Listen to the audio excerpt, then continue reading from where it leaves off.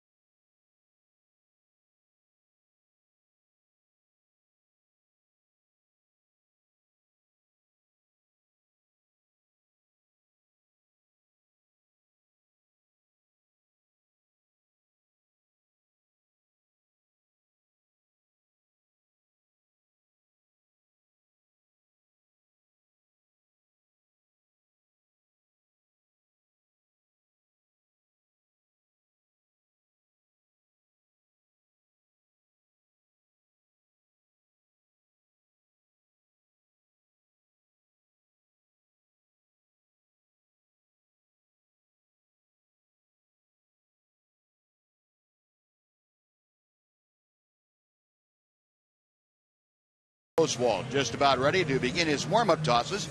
And before we get things underway, let's welcome the lovely and talented Emily Jones, ma'am.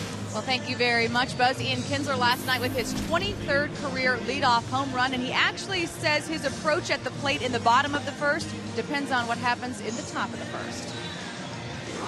Our roles as offensive players are to have good at-bats in a situation like that, try to lengthen the inning as much as possible, give them as much rest as we possibly can, and I think it was a 2-2 count maybe. I really can't even remember the count. And he ended up throwing a fastball in. I was able to get to it, but right there, I'm just trying to get on base and start something.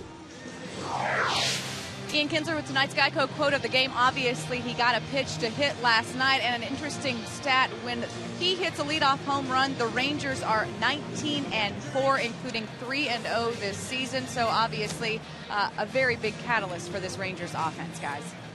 Thank you, Emily. Yeah, that he is. And I don't think we can talk enough about Ian Kinsler and Elvis Andrus at the top of the order, how much they mean to the ball club. Touched on it a little bit last night, but we'll hit on it again tonight. Here's Jim Leyland's lineup tonight for the Detroit Tigers. Austin Jackson leads off. Quentin Berry is in left field, batting second. Miguel Cabrera is the third baseman. Hitting fourth, playing first base, Prince Fielder. Delman Young again is the designated hitter. Alex Avila moves up. He's hitting sixth tonight and catching. Johnny Peralta, the shortstop, bats seventh. Brennan Bosch moves down to the order. He's batting eighth. He'll play in right field. And Ryan Rayburn gets his first start of the series, batting ninth and playing second base. Look at the Nissan scouting report for Roy Oswalt. We talked about his start against Colorado on Friday. Terrific start. Almost got through 7 innings, only gave up 1 run, struck out 6. Career ERA 3.21, 12 major league seasons. He's been a terrific pitcher. Top of the rotation guy. 3.5 strikeout to walk ratio, third among active pitchers. He gets a lot of strikeouts. He's got very good control, doesn't walk many batters. And if you're a hitter, he's going to challenge you. You'll see fastballs. Not always great fastballs to hit, but you're going to see fastballs from him. And backing up Roy Oswalt tonight, Rangers defense looks like this. Nelly Cruz in right, Leonis Martin in center, and David Murphy in left. Around the infield, Michael Young, Ian Kinsler, Elvis Andrus, and Adrian Beltre. Mike Napoli behind the plate, and Roy Oswalt on the mound. Umpiring crew tonight, Paul Emmel in his 13th major league season behind the plate, calling the balls and strikes. Scott Berry at first, Jerry Meals at second, and the crew chief, Gary Darling, is at third. Another warm evening here at Rangers Ballpark, and Roy Oswalt set to go to work, and no, he's not. He started into his windup, and that's a false start. We'll try it again. There's Bird on the field. Beltre had to scare it away. Surprised he didn't catch it. Catches everything else. First pitch is a strike to Austin Jackson. 99 degrees at the time of Roy Oswalt's first pitch. And a swing and a miss on a 91-mile-an-hour fastball, and it's 0-2. That's what we're talking about. You'll see some fastballs. Comments after the game that Roy pitched last Friday here. The guys behind him said, hey, it's a pleasure to work behind Oswalt. He works so quickly, throws so many strikes. And, you know, you hear about that all the time as the next pitch is outside. But for everybody, I mean, to a man, Adrian Beltre included, was saying, hey, this is great. Michael Young said that is how you get a defense to play at its best. Elvis Andrus had a couple of good plays in that game. Big slow hook. And we'll see you later. Try hitting that after 3 straight fastballs. Well, Oswalt strikes out the first man he sees, and Austin Jackson gone. Quentin Berry coming in. The thing I like about when he's ahead in the count, 0-2, 1-2, he's not trying to throw you a good pitch to hit, but he's not just wasting a ball like 6 inches outside, a foot high. They're right around the plate. Yeah. You know, they're tempting to swing at. Quentin Berry, a modest 3-game hitting streak going. He swings and misses the first pitch from Oswalt, and so far Oswalt has not had any contact against him. Quentin Berry, you see the numbers for the year, 400 on base average. We talk about what Ian Kinsler and Elvis Andrus are able to do. This young man is teamed up with Austin Jackson, did the same thing at the top of the Tiger order. But he finds himself in the same hole that Jackson was in at 0-2 against Oswalt. Last 7 games, Quentin Berry, scouting report has gotten out on him a little bit, I would have to say. Guys have a better idea, having seen him, what's going on. Pulls this one into right field, that slow hook, and it stayed up a bit. And Quentin Berry has a 1-out single against Oswalt. First runner to reach base of the ball game tonight, Quentin Berry, and that'll bring up Miguel Cabrera. He went to the curveball 1 pitch earlier than he did to Jackson. Jackson, he got ahead with 2 strikes, threw him a fastball just outside, and then the curveball. That time, 2 fastballs for a strike. Pretty good curveball. Berry was way out in front of it, but he got the bat on it anyway after missing 2 fastballs. Cabrera, one of the few guys in the Tiger order that's had some experience against Oswald. Roy goes to work on Berry with very good speed at first base. Oswald has faced Cabrera 15 times, and he's allowed 3 base hits to the big slugger. There goes Berry, and the pitch is hit in the air to center field, not very deep. Coming on is Martin. They've got a double play possibility to throw back to Young. It is an 8-3 double play. And just like that, 8 pitches into the first inning, the Tigers are gone. The running game got Detroit out of the inning with nothing going. Rangers coming up in a scoreless ball game when we come back.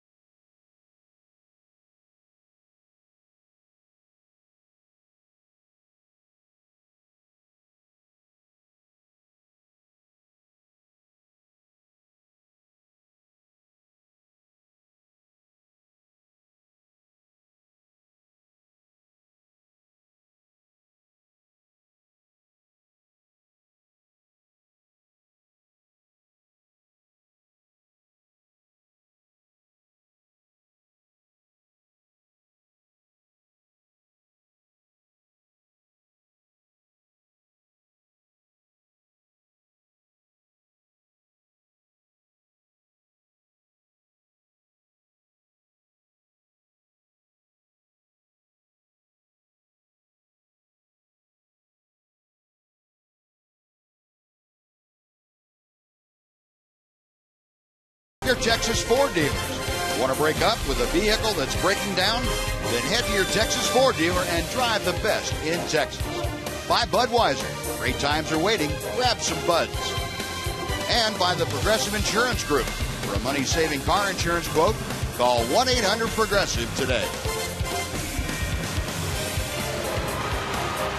Crowd filling in, and if the first half inning is any indication, they're in to see a dandy here tonight. Oswald gets a fly ball double play and works around a 1-out single. And now Ian Kinsler to start things off against the tall and lanky right-hander Doug Fister. Fister at 6 feet 7 inches tall. And you would think, well, this guy's got to throw really hard, but that's not the case. Check out the Nissan scouting report. He's having a fine season. Not win-losses, though. 1-4. They only score about a little under 3 runs per game for him. Since he's come back from the disabled list, he was on it with a left side strain. He's pitched well. 2 earned runs in 12 innings.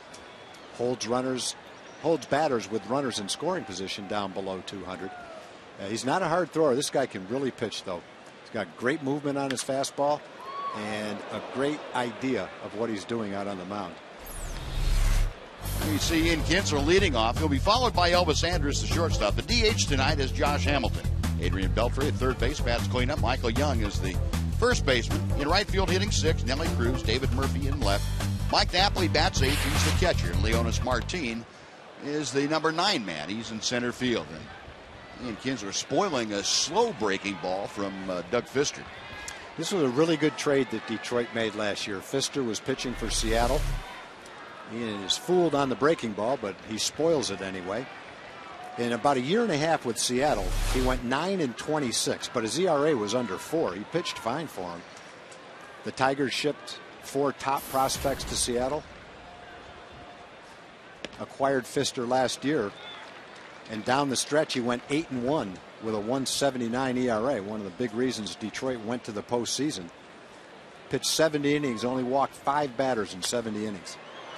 Kinsler swings, lofts a ball to left field, having a little trouble Berry with the sud, but it's up high enough to where he can get the ball out there, and that's out number 1. Defensively for the Tigers, you saw Quentin Berry in left, Austin Jackson in center, Brendan Bosch in right field.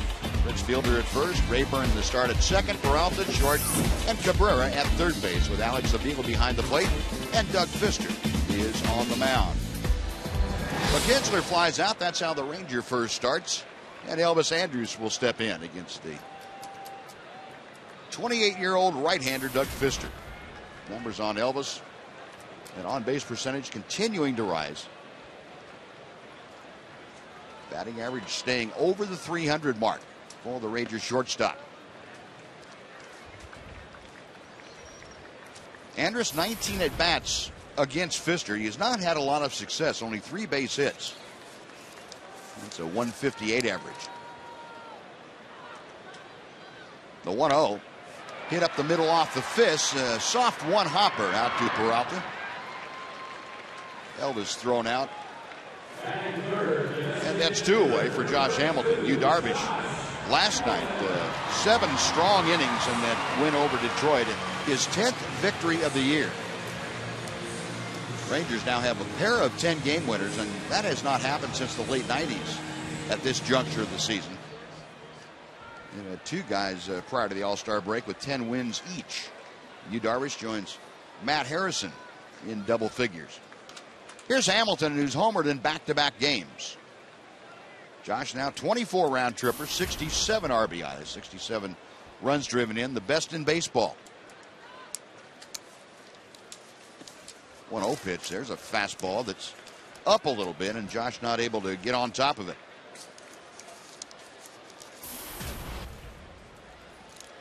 Hamilton 2 for 10 against Doug Fister. 2-1 the count. Saw that note that 2 of his last 3 hits have left the ballpark. And there's hope that Josh starting to square some balls up. Get a few more base hits thrown in there also. 2-1 pitch. And it's 2-2. That bat thrown way down the first baseline. People are getting pretty bold down there. They're trying to catch that thing now. A couple of people stood up to try to catch it. Man.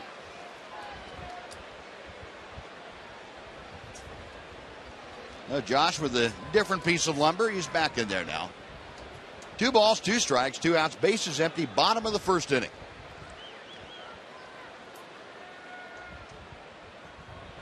And Hamilton gone on strikes. Rangers are down 1-2-3 as Fister has a 12 or make that a 13 pitch first inning. Second inning coming up in Arlington. Rangers nothing, Tigers nothing on Fox Sports Southwest.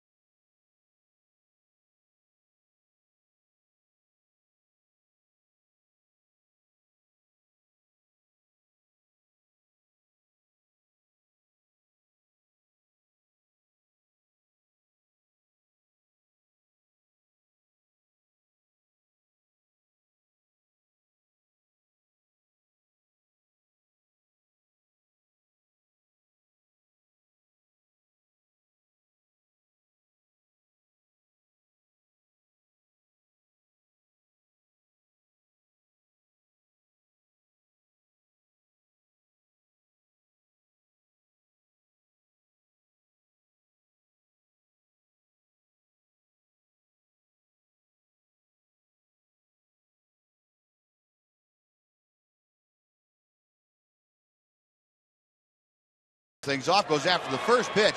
Hits one high in the air to right field, but not carrying extremely well. Nelly Cruz camped under it and makes the catch for out number 1. Now let's check in with Jim Knox. All right, thank you, Steve. Texas Rangers Baseball Foundation wants to keep your group of kids in the game. That's right, the grant program to help support your youth baseball or softball teams underway right now. In fact, you only have 3 days to apply. To find out more, log on to texasrangers.com/foundation. Steve? All right, Jim, thank you.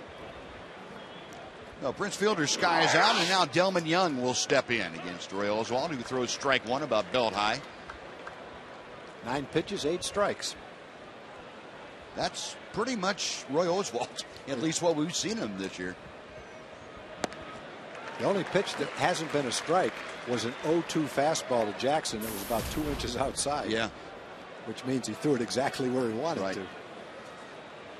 And that's the first changeup, a straight changeup that we've seen Oswalt deal with, and that fastball is a little bit more out of the strike zone.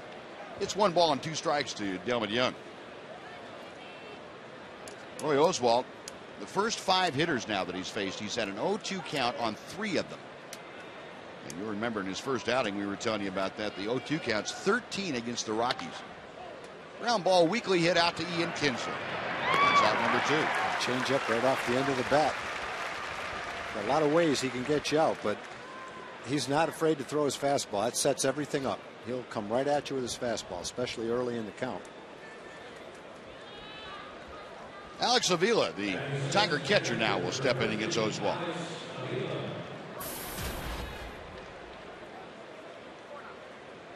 Avila hitting further down in the order last night. He was down in that number 8 slot, so he's moved up to 6 tonight. Jim Leyland saying that once Avila gets back in a few more ball games, that will probably be his customary spot.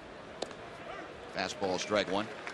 Avila missed some time with a hamstring problem and was out for a couple of weeks, trying to work his way back into being able to catch on a daily basis. And Jim Leyland said, we're going to monitor him very closely. He probably won't be able to catch as much as we would like him to right now. There's a line drive base hit to right field. Cruz having to go over quickly to cut it off. He does, and gets it back in to hold Avila to a 2-out single.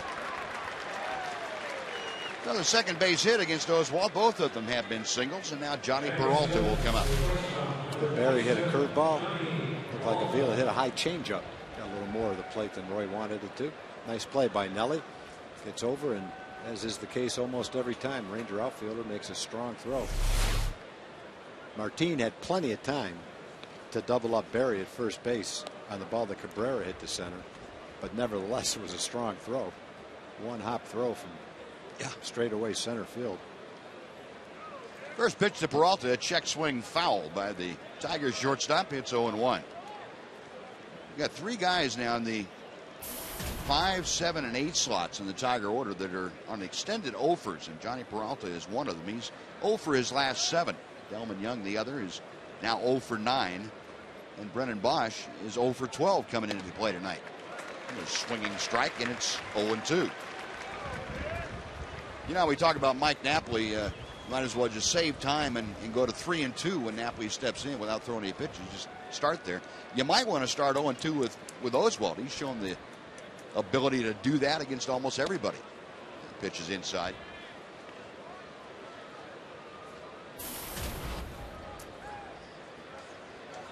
Peralta on this road trip. This is the second stop in a 3-city swing for the Tigers.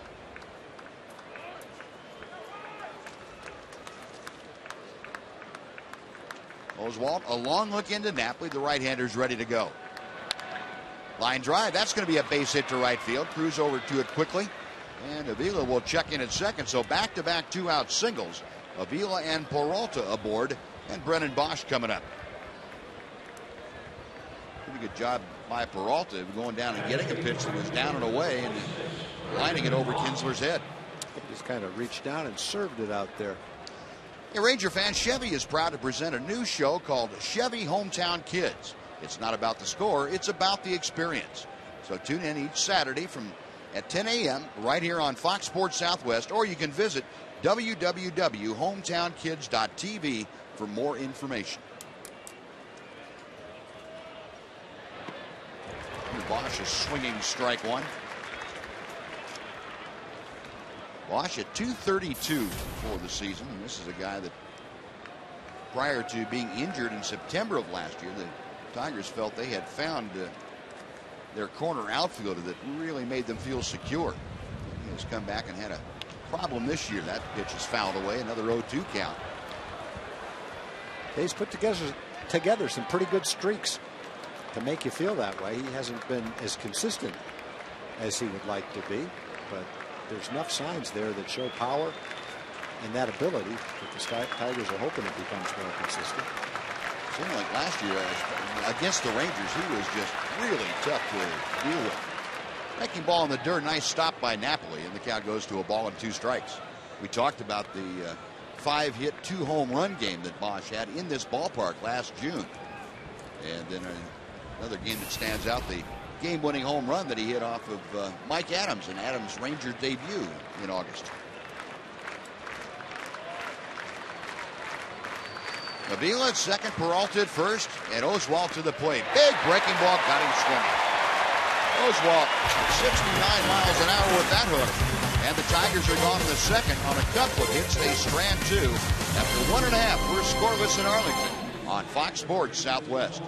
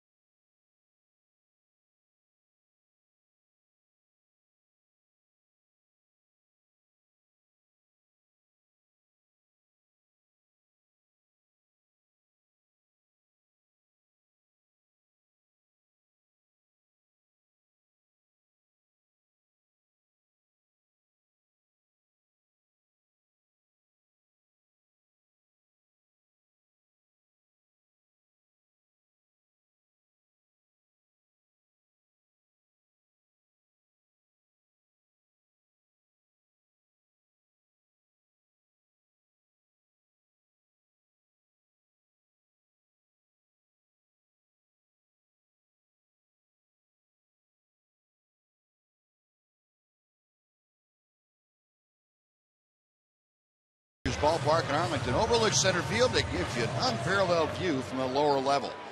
Modern venue serves as a party suite for over 100 guests, and individual all-inclusive tickets are available for some games starting at only $100. Visit TexasRangers.com/batter's eye for details. And that's the shot of it in center field here. As we start the bottom of the second, Adrian Beltre leading things off. He takes strike 1 from Doug Fister. Beltre, Young, and Cruz.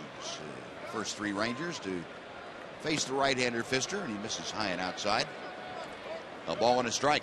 Like Roy Oswalt, Fister will throw a lot of strikes. We talked about his season with the Tigers last year. About a third of the season, 5 walks in 70 innings. He's only walked 10 so far this year in 47 innings.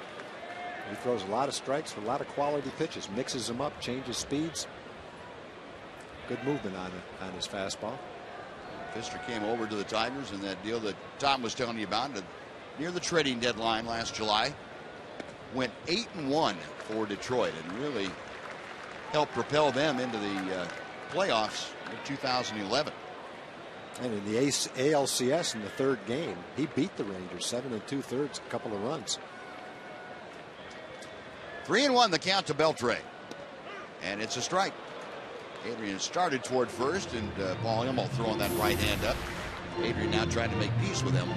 Okay, you're the boss. You called it. Adrian with that 7-game hitting streak coming into tonight. Payoff pitch. Line drive, base hit. Look out, big fella. That's when it doesn't pay to be 6'7". You got a lot further to go to get down to that ground. And Adrian Beltre, the big guy, ducked. Yeah, that's not the first ball he's hit like that in the last week or 10 days either. He's been shooting that ball through the infield on a line on a pretty consistent basis the last 2 weeks. Pfister didn't want to walk him. Threw him a fastball, a couple of them. Saw one, 3-1. Then got one a little better, 3-2. And just rips it, right over Pfister's head. Now Beltre extends his hitting streak to 8 consecutive ball games. He's aboard to start off the Rangers' second. And here's Michael Young. Takes strike one.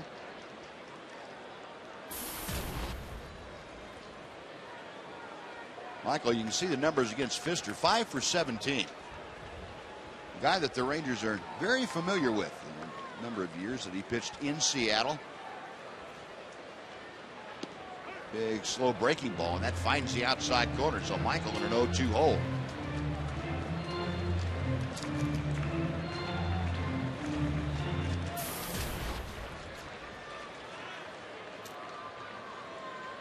Young having good success again against the Tigers. Lines this one to center field. Jackson coming in a hurry. He's going to have to play it on a hop. Beltre, who had to hold up to make sure it would drop, checks into second. And the Rangers have the first 2 hitters aboard here in inning number 2 against Pfister with Nelly Cruz coming up. Well, Michael got a pretty good piece of that 0-2 pitch. Out over the plate. Had to reach for it a little bit, but lined it solidly into center field. Jackson thought about trying to make the catch, decided better of it. Tigers got 2 hits in a row last inning, but he came with 2 outs. Rangers having to start the inning. Now here's a guy who really has given Pfister some problems. Nelly Cruz, you'll see that number down there, 7 out of 14. I'm going to delve into that just a little bit.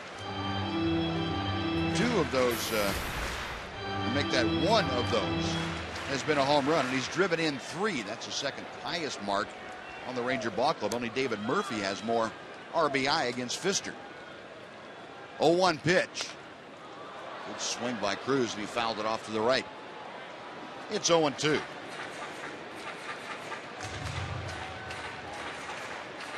Now, Tom, you talk about a guy that I'm not going to say is a great sinker baller. Pfister has good movement on his fastball. It's not necessarily just a hard sinker, but the kind of guy you don't want to try to pull when you're up there. Is that? Yeah, absolutely. He just changes speeds well. He's a pitcher. Watch out. Whoa, that was close. He changes speeds well. He moves the ball around well. And I think especially a left-hand hitter, the way he can make the ball move away from a left-hand hitter, it's certainly better served by trying to drive the ball back through the middle. He also has a good slow curveball. I think if your approach as a left-hand hitter is to drive the ball to left center field, it'll serve you pretty well. 0-2 pitch to Cruz is outside. And you saw Pfister's pickoff move at second base. He is extremely good at holding runners close. In his career, he's coming up with Seattle in 2009. He's only allowed 6 total stolen bases. And that pitch high, the count is now even to Cruz at 2 balls, 2 strikes. And because of his size, most tall pitchers are not quick enough to have good pickoff moves. But Pfister is the exception. He has extremely quick feet, and he's able to make that snap throw. The 2-2, slow roller to third, charging Cabrera. And the throw is wild. It is into the seats. Beltre will score. Michael Young on to third base. Nelly Cruz will get 90 more feet, and the Rangers lead 1-0. Well, that's obviously a huge break for the Rangers. They were going to end up with men on second and third anyway. They have men on second and third now. The difference is, instead of an out, they have a run. Second and third, nobody out for David Murphy. Cabrera fielded it cleanly, had plenty of time, threw it on the run, it just sailed on him. They're playing a pretty steady third base for the Tigers. The Rangers catch a nice little break right here. got plenty of time, just threw it wild. Yep. And Steve Weller, the official scorer, is scoring that an error all the way. He felt that Cabrera, with normal effort, would have made that play. And now David Murphy fouls the first pitch down. It's strike one. No RBI credited, by the way, to Nelly Cruz. But now the Rangers with runners at second and third for Murphy, and still nobody out here in the second inning. Nelly Cruz at second base. Over at third, Michael Young. You see the Tiger infield is going to play back. They will give up the run for the out on a ground ball. And Murphy is swinging a miss on the let-up pitch.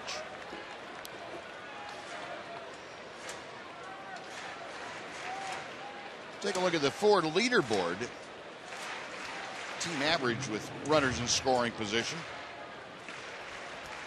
Highest in Ranger history. Murphy a drive. Hit high and deep to right field. There she goes. Goodbye.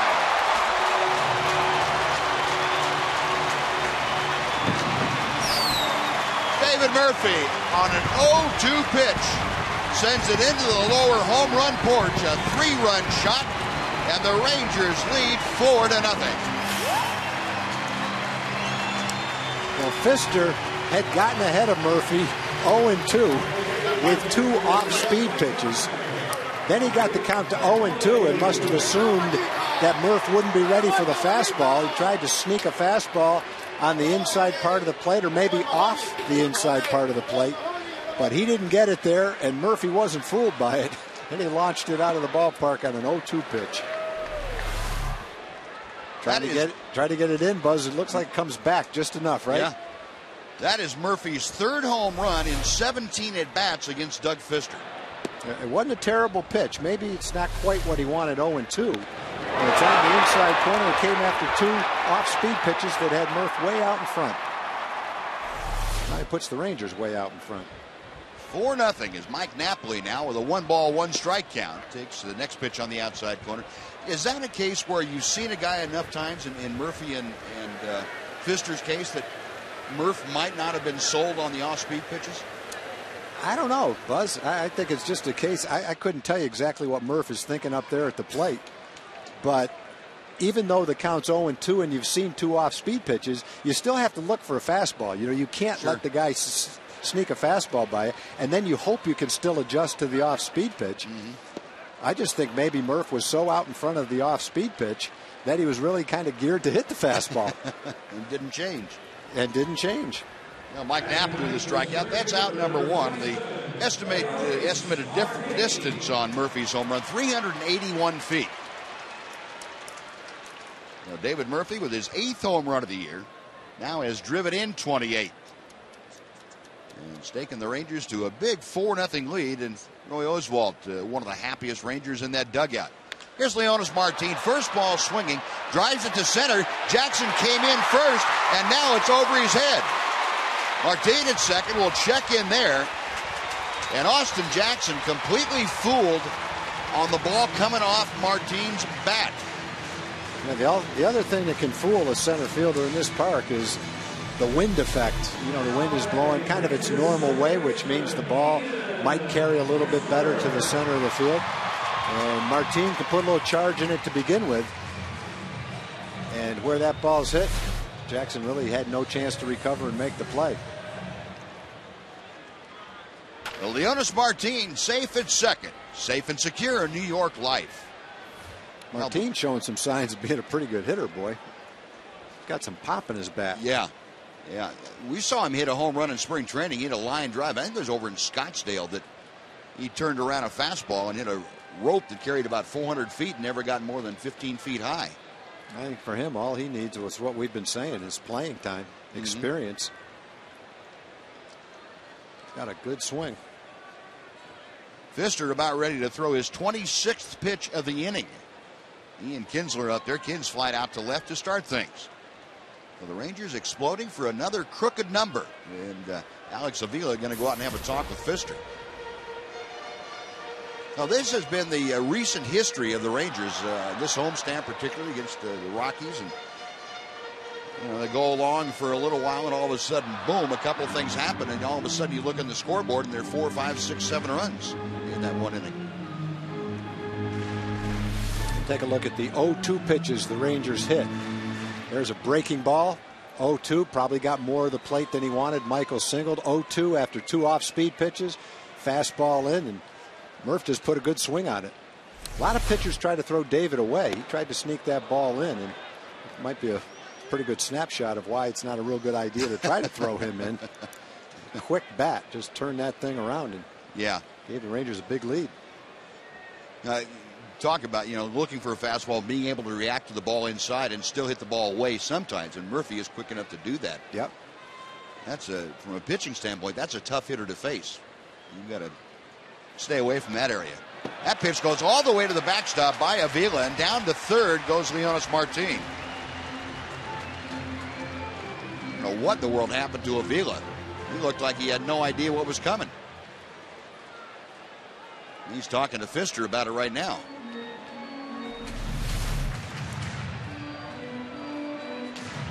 Yeah. I don't think he was looking for a fastball. No, he was not. The way he went down, he was expecting breaking ball. He was just going down to start to block what he thought was going to be a ball in the dirt. And that's not a very comfortable feeling for either the pitcher or the catcher. If you call a fastball and you get a breaking ball, you got a chance because it's slower and you might be able to react to it. Kinsler shoots one to left field, not very deep. Coming on as Berry, he makes the catch. Martin will have to hold at third as Berry throws a one-hop strike to Avila. So Kinsler not able to get Leonys Martin home. With 2 outs now, it'll take a base hit by Elvis Andrus. But if you call an off-speed pitch to where you're looking for something slow and get a fastball, that's what's happened to you. A slow pitch might be, in the 70s. His fastball is 88 or 89 at 14 or 15 mile-an-hour difference. You're pretty sure it's a breaking ball. You just can't react to the fastball like that. The two-way, Elvis up there. Now the infield for the Tigers goes back to normal depth. And Elvis chops the first pitch foul. Andrus, a ground ball to his counterpart, Johnny Peralta, the shortstop for the Tigers. Outfield, as you will note, giving Elvis a pretty good gap in left center field. Outfielder Brennan Bosch playing very shallow. And Austin Jackson 3 or 4 steps toward right center. The 0-1 pitch. And the count is even. Elvis, a 4-game hitting streak coming into tonight. That batting average after an 0 for 1 is at an even 300.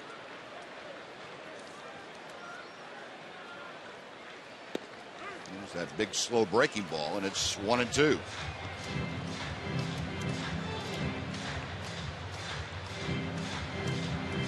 Pfister about ready to throw his 30th pitch of this inning. And we talked about it last night, Tom, the heat here when you have a rough first inning or second inning, that pitch out of play, a high pitch total. It's going to affect you a lot more down here with this heat, especially when you're not used to it. Yeah, I think that's the bottom line, Buzz. If you're not used to it, we've seen some Ranger pitchers be able to overcome that. Darvish threw a bunch of pitches in the first inning and showed what kind of shape he was in, throwing the ball the way he did in the 7th inning yesterday. I think it probably affects the visitors even more than the Rangers. Again, the 1-2, a chopper right back to Pfister. It's off the mound well, and that will do it for the Rangers, but 4 runners cross home plate. David Murphy's 3-run home run caps a 4-run outburst. We'll go to the 3rd. Rangers 4, Tigers nothing on Fox Sports Southwest.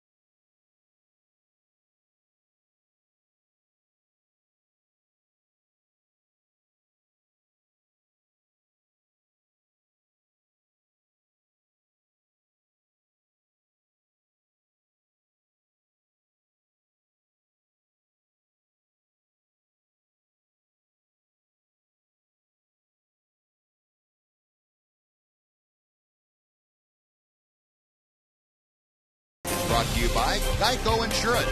15 minutes to save you 50% on car insurance. Visit us at geico.com. By the all-new Mazda CX-5 with 35 highway MPG. And by the new summer barbecue menu at Burger King. Let's have a barbecue today. Roy Oswalt, for the second time in as many starts now, has a 4-0 lead with which to work. And he goes to work in the top of the third inning. Rangers in the initial outing against the Rockies by Oswalt scored 2 in the first and 2 in the fourth. That's when he had the 4-0 lead, and he took that advantage on into the 7th inning. Tonight, they just didn't waste any time, put up 4 in the second, and Roy has the same kind of deal. There's a hard hit ball down the left field line. It's a fair ball and headed toward the corner by Ryan Rayburn. Murphy playing the carom, and Rayburn into second with a leadoff 2-bagger against Roy Oswalt. Fourth hit issued by the 34-year-old veteran. The ball had pretty good movement on it, but unfortunately it brought it right back into the middle of the plate for Rayburn. Rayburn came into the game hitting 168.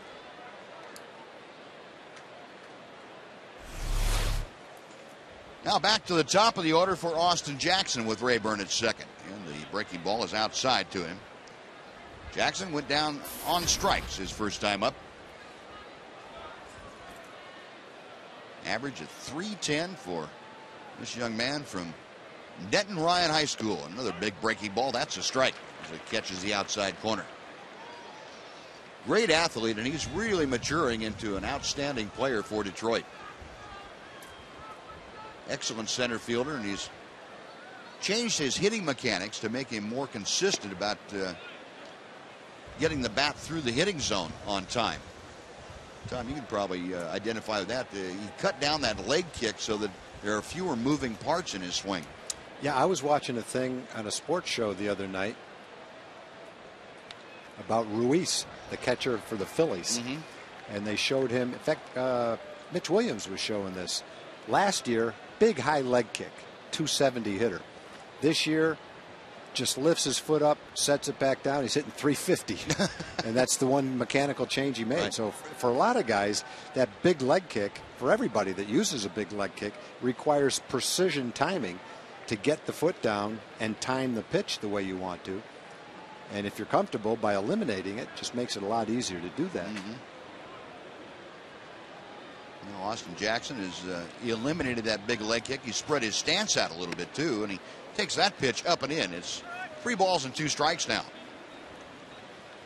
Jackson, the leadoff man in the order. He's hitting with the Rayburn at second base. Quentin Berry is the next hitter. He's waiting in the on-deck circle. Oswalt with the payoff pitch. Got him swinging. Like changeup. Threw him a straight changeup, and for the second time tonight, Austin Jackson down on strikes. That is out number 1, and Quentin Berry will come up. It's such an asset to have the off-speed pitches that Roy has, and the confidence and the ability to throw them effectively no matter what the count is. And if you're Jackson in that at bat, you had to just feel like, okay, I'm getting a fastball to hit right here. He doesn't want to walk me. He's got a 4-run lead. Instead, it's a changeup, and you're out in front of it and miss it. Roy gets that big out. Quentin Berry, a base hit to right field his first time up. Looks at a high fastball. Berry now a 4-game hitting streak going after that first inning single. He has that batting average up to .314. Oswalt, after a check of second, comes back to the plate, and it's skied to center field. Martin starter back now comes on, plenty of time to get there, and that's out number 2. Staying at second is Ryan Rayburn, and it'll be up to Miguel Cabrera if he is to advance.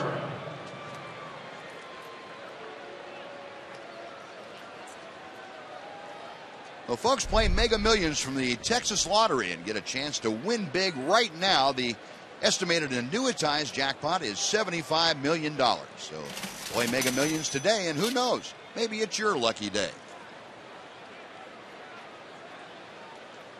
2 outs. Cabrera skied into a double play his first time up, swinging with Berry on the run, and they got him doubled off first base. Hot shot foul down the third base line. No balls and a strike. We mentioned Cabrera and Oswalt, no strangers to each other. Cabrera originally a property of the then Florida Marlins, now the Miami Marlins. Oswalt back to the plate, and the fastball is inside. That might have brought back the memories of last night of Yu Darvish throwing that fastball up and in that got Cabrera on the helmet. Scary moment. Yep. And he was very lucky to get that much of the helmet on the ball. 1-1 pitch. Hard hit ball up the middle. That's a base hit. Rayburn waved around third. He will score. And Cabrera, taking the breaking ball right back up the middle, drives in his 60th run of the year. And the Tigers have gotten on the board. It's now 4-1 Rangers. Everything is so under control with him. Doesn't overswing. A lot of the other hitters in the Tiger lineup have been fooled by a changeup or by a curveball. Not Cabrera.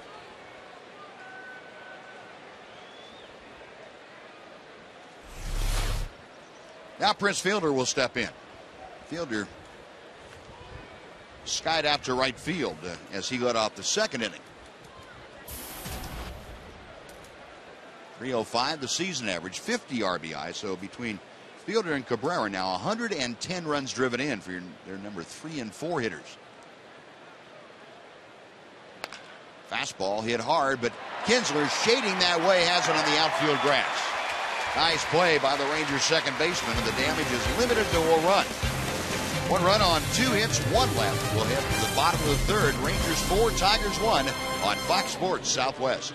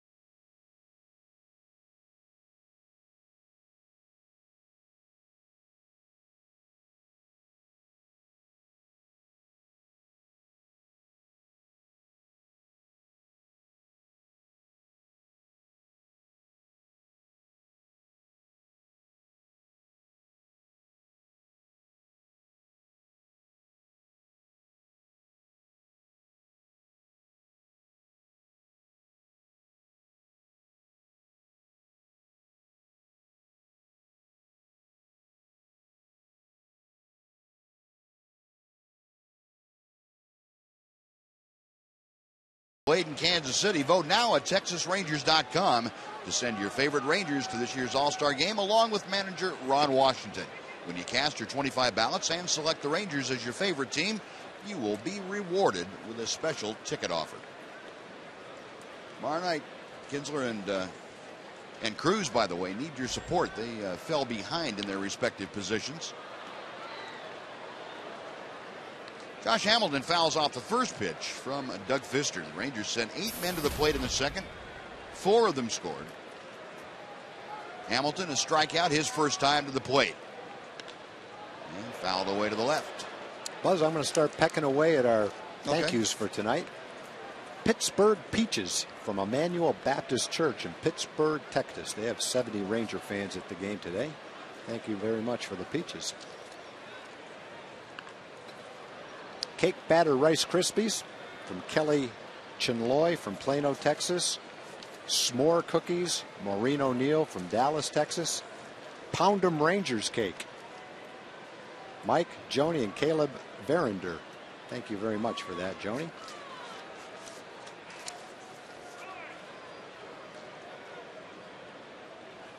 Homemade salsa and cookbooks from Callan Zachary, Gladewater, Texas. Kevin Haberer from Boswell High School. He now lives in Los Angeles, has his own company. Made us some vegan cookies. Haven't tried those yet, but I think I will. Thank you, Kevin. I want to say hi to Olivia Martinez, 91 years old, from the Rio Grande Valley. Dedicated Ranger fan, watches all the games on TV. And Josh Hamilton comes up empty with that swing. He has gone on strikes for the second time tonight. And with one away, Adrian Beltre coming up. Let's go down to Jim Knox. All right, thank you, Steve. How about a blast from the past? David Clyde right here. It was 39 years ago, 18-year-old out of Westchester High School from Houston, gets the starting job for the Texas Rangers. You get the pitch that day. What do you remember most, David? Well, believe it or not, the thing I remember most about that day was the 15-minute delay that they had when we started the game. It was, I'd waited 3 weeks for that night, and I go out to start to warm up, and they tell me to sit down again because they're going to delay the start of the game for 15 minutes. All right, 39 years ago from today, that's the anniversary. Now, what are you up to now?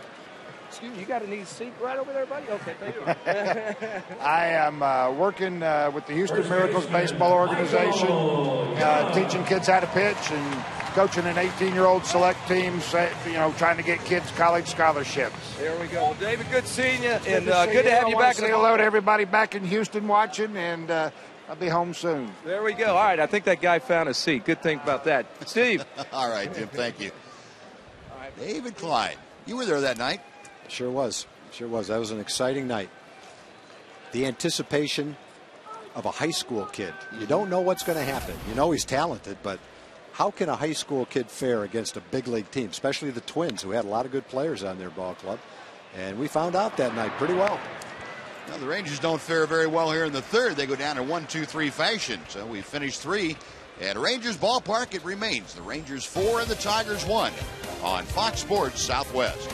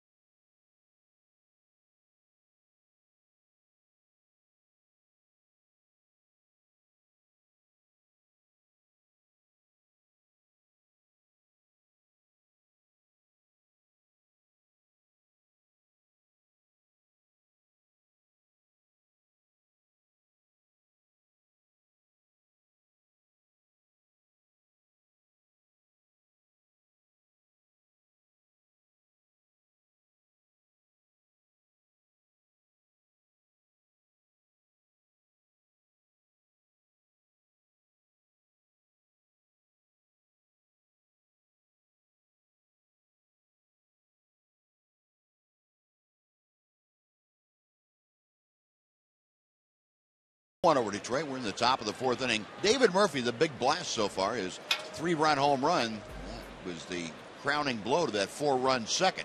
Meanwhile, Roy Oswalt's given up just a run on 5 hits tonight. First Ranger game, and you're seeing a pretty good one here. Enjoy your game. Delmon Young starting things off, the designated hitter for Detroit.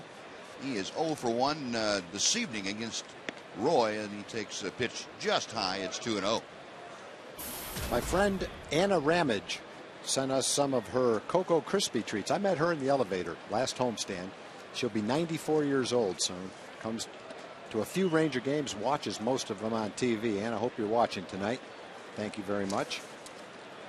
Mark and Debbie Zimmerman from Amarillo, Texas are here. They brought a cake. That's the cake that had a little tequila and triple sec in it, Buzz. I heard about that. That was very interesting cake. A lot of people coming back for seconds that didn't leave real steadily. I didn't want to have any before the game. I had enough of a time talking during the game without that. Also had some Ranger cupcakes from Bill, Lana, and Charlie from Wichita Falls. We had some walnut chocolate brownies with strawberry topping and special K treats from Wilma Croney here with Dub Croney, her husband, Wayne and Missy Croney, Kaylee, Jeremy, Kevin, Karen, Stewart, daughter Elizabeth, all here at the game tonight. I'd say that's coming back pretty good from a 3-0 count right yes, there. It is. To kind of dominate the hitter. Usually the hitter's in charge when he's ahead 3-0, but you wouldn't have known it from that at bat.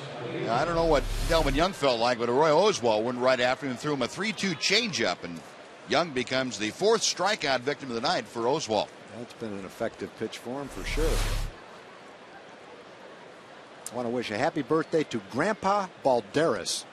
He will be 100 years old today. Wow. Hope you're watching, Grandpa. I know you got a lot of people watching with you. Congratulations on your 100th today. Wow. And Valta Livesey, 83 years old, never misses a game. Happy birthday to Grandpa Balderas and to Valta Livesey. And thank you, everybody, for all the nice treats you sent up tonight. We'll get back to watching Roy Oswalt now. Yeah, he has fallen behind 2 balls and no strikes to Alex Avila after the strikeout of Delmon Young. Avila, a base hit to right field his first time. Oswalt through 3 1/3 has allowed 5 hits and the 1 run. Back he comes, and that fastball is chopped foul down the first baseline. 2 balls, 1 strike, the count to Avila. 48 pitches for Oswalt, 2-1 strikes to balls. Not a surprise. Just about where you'd like to be. He was a starting pitcher. The 2-1. And he goes to left field. Avila has his 2nd base hit of the night. 1 to right, 1 to left. He's 2 for 2, and Johnny Peralta will come up.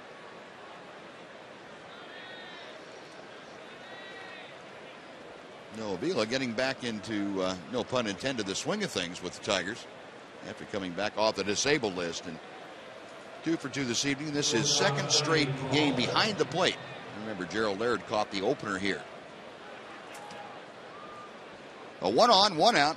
Peralta snapped an 0 for 7 his last time up. He singled softly to right field. And he takes strike 1.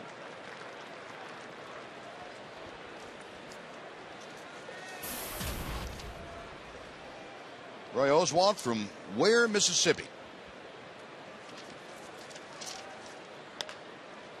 And a ground ball through the hole on the left side, and both Peralta and Avila now are 2 for 2. Well, Peralta pushing Avila ahead 90 feet, and with 1 out, they are aboard for Brennan Bosch. Oswalt has now allowed 2 hits in 3 of the 4 innings in which he's worked here this evening. Yeah, just finding some holes with ground balls. Not much you can do about that. Fooled him with that pitch. Hit it right off the end of the bat, but snuck it between short and third. Need one of those ground balls to go right at somebody here.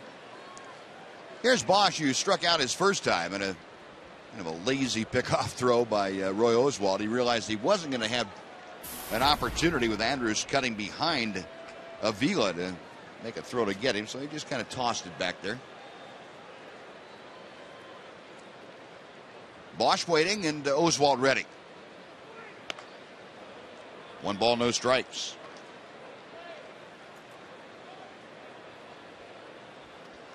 Bosch had a 12-game hitting streak earlier in the year. Matter of fact, in May, and since then he really has fallen on hard times.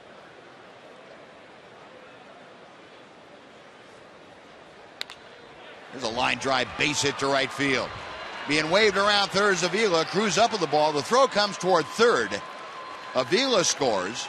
And Bosch snaps an 0 for 13 with the RBI base hit. He makes it a 4-2 Ranger lead. And still just 1 out with 2 aboard.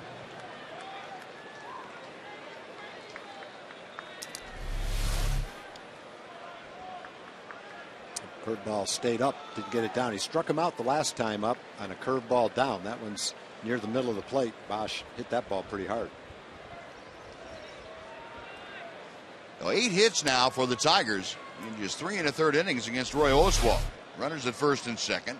Ryan Rayburn, who doubled his first time up, swings through a fastball, and it's 0-1. Rayburn led off the third with the double. Came around to score on the 2-out single by Cabrera.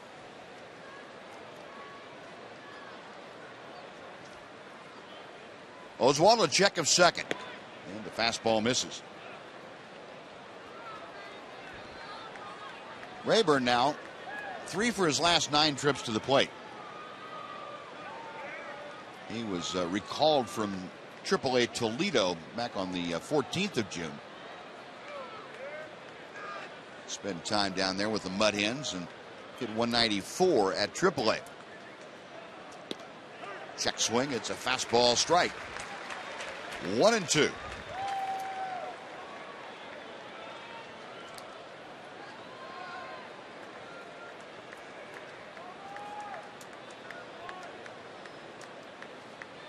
Oswalt about ready to throw his 57th pitch of the night.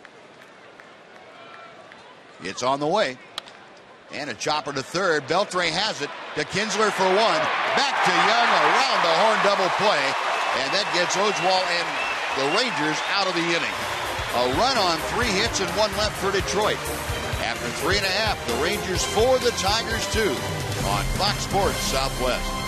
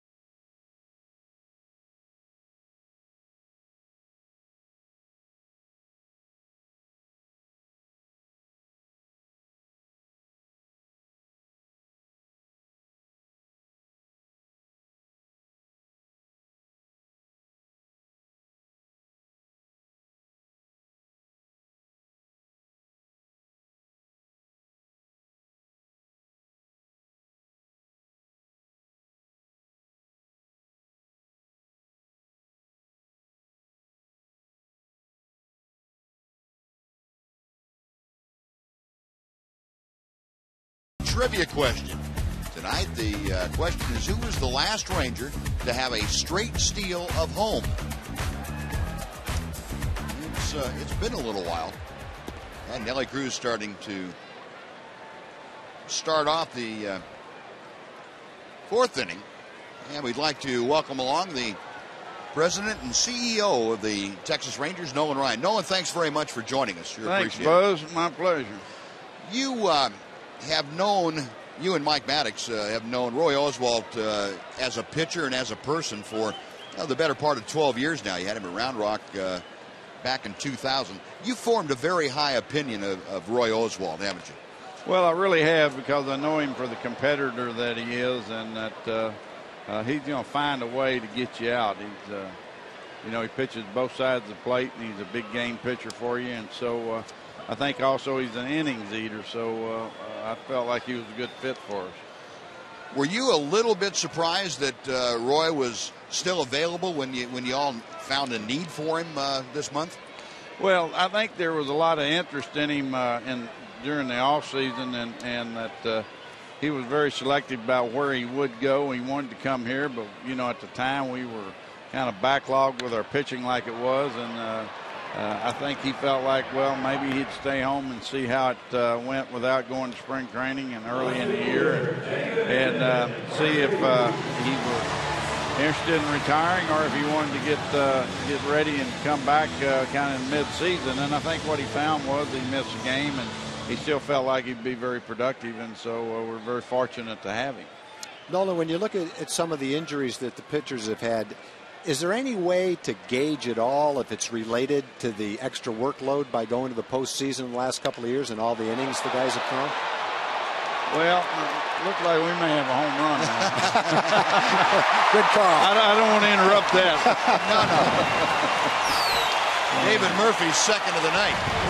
It's all yours, Nolan. All right, well, I really think, Tom, that when you look at our injuries, I think that Ogandos was obviously trying to leg out a base hit. Right.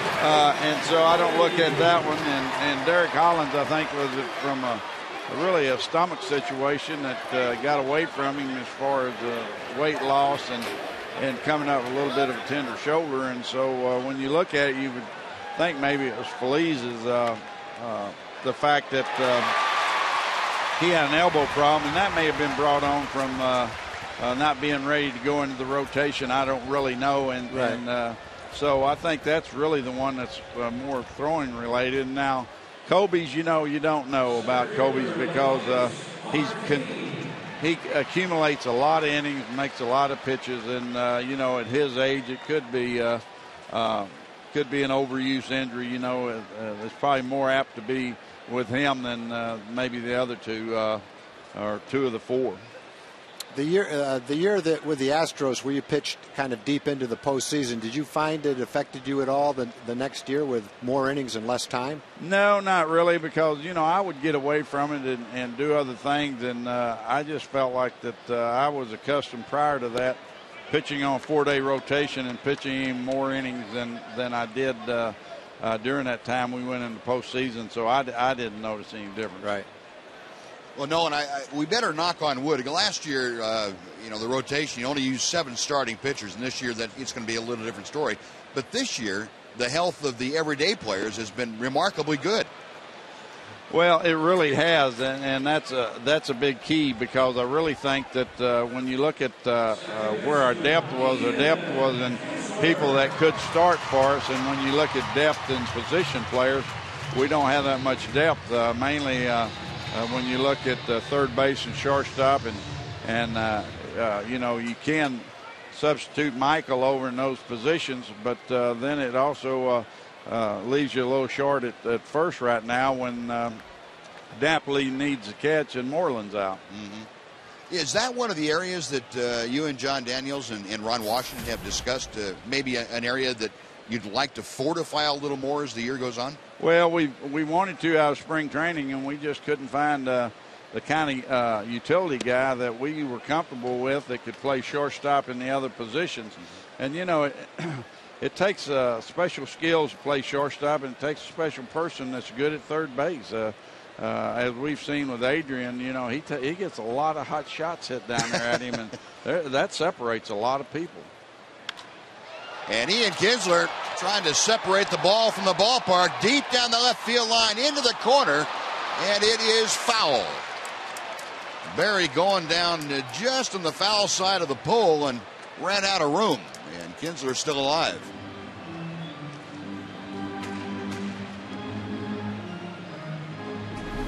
Couldn't tell from up here, Buzz. It looked like it was going to stay fair from way up here.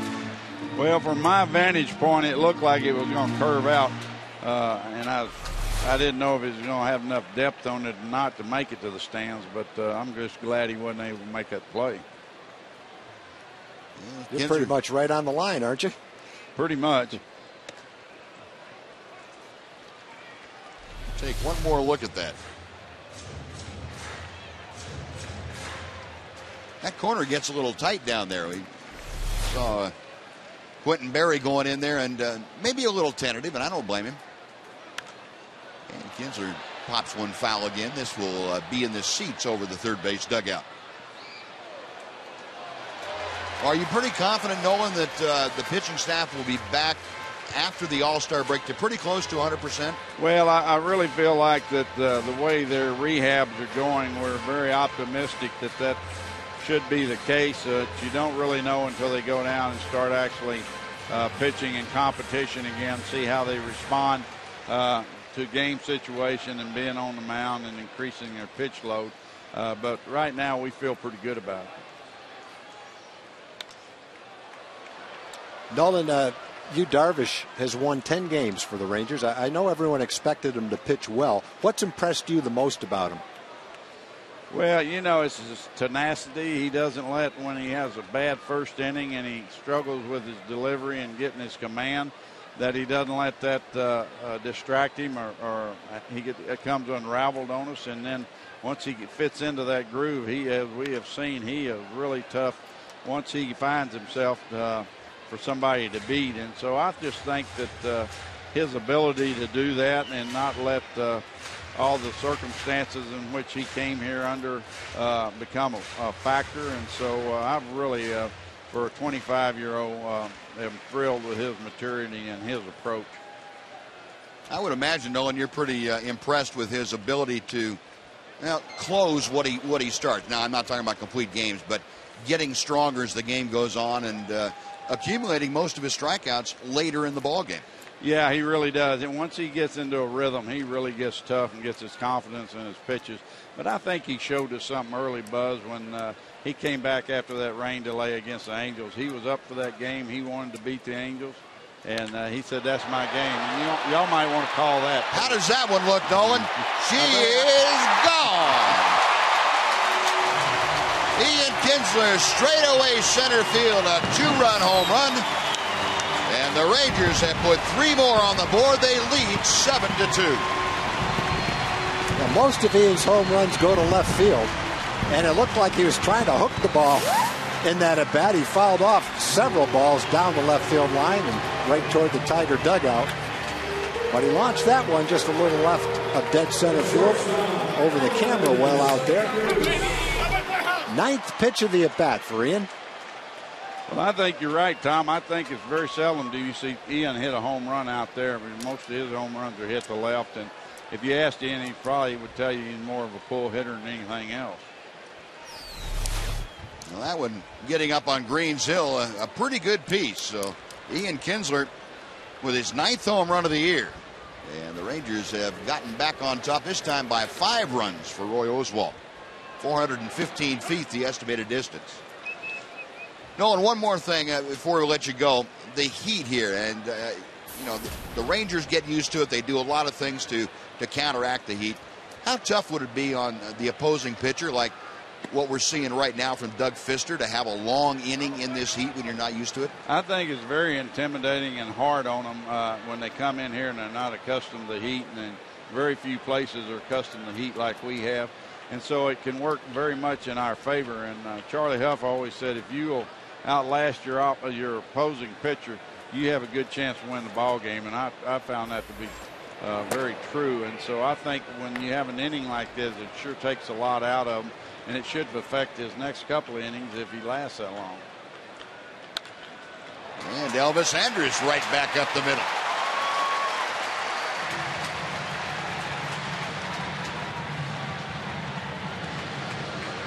All right, no, well, I would like to keep you right here, Nolan, but I understand you've got a lot of things to do. You're hot right now. That's why I wanted to keep I hate to change it with the inning that we're having, but I'll put it on your guys' shoulders. And then all right. If this inning falls apart on us, we'll know where the blame lies. That's right. Say hi to the president for us. All right, the president's on DL. He had a bike wreck today, and he's over here icing his hand so he can play golf tomorrow. He's got his priorities straight. Well, tell him we're thinking about him. All right, I will. Thanks very much for joining us, Nolan. We really appreciate it. Thank you. Oh, goodness. Well, the Rangers back at it against Doug Fister, and Josh Hamilton slices one that will not reach any more than the first row of seats, but it's out of play, and Cabrera couldn't get over there in time. Buzz, I got a young man right down in front of us, waving his hands, yelling and screaming. I looked down, and he said, "I'm making the call." Okay. So the call's in. Yep. You're on the clock. You already hit 3. I hope you haven't missed the chance. We'll take another one if Josh can do it right here. Yeah, Josh has struck out a couple of times tonight. He's going the other way, a little looper down the left field line, but that's going to be just foul as Cabrera goes into a slide to stop himself before he got too close to the wall. Josh Hamilton putting some tape on that handle. I hope it's two-sided tape. It sticks to the bad end of his gloves. Hopefully. I don't think we've seen Josh do that this year, have we, Tom? Tape I'm like not that? Sure. Fister's 0-2 pitch got him swinging. Well, Josh Hamilton has struck out 3 times, but the Rangers come back with 3 of their own. A couple of home runs, Murphy and Kinsler. At 3 on the board, we'll go to the top of the 5th inning. It's the Rangers 7, the Tigers 2 on Fox Sports Southwest.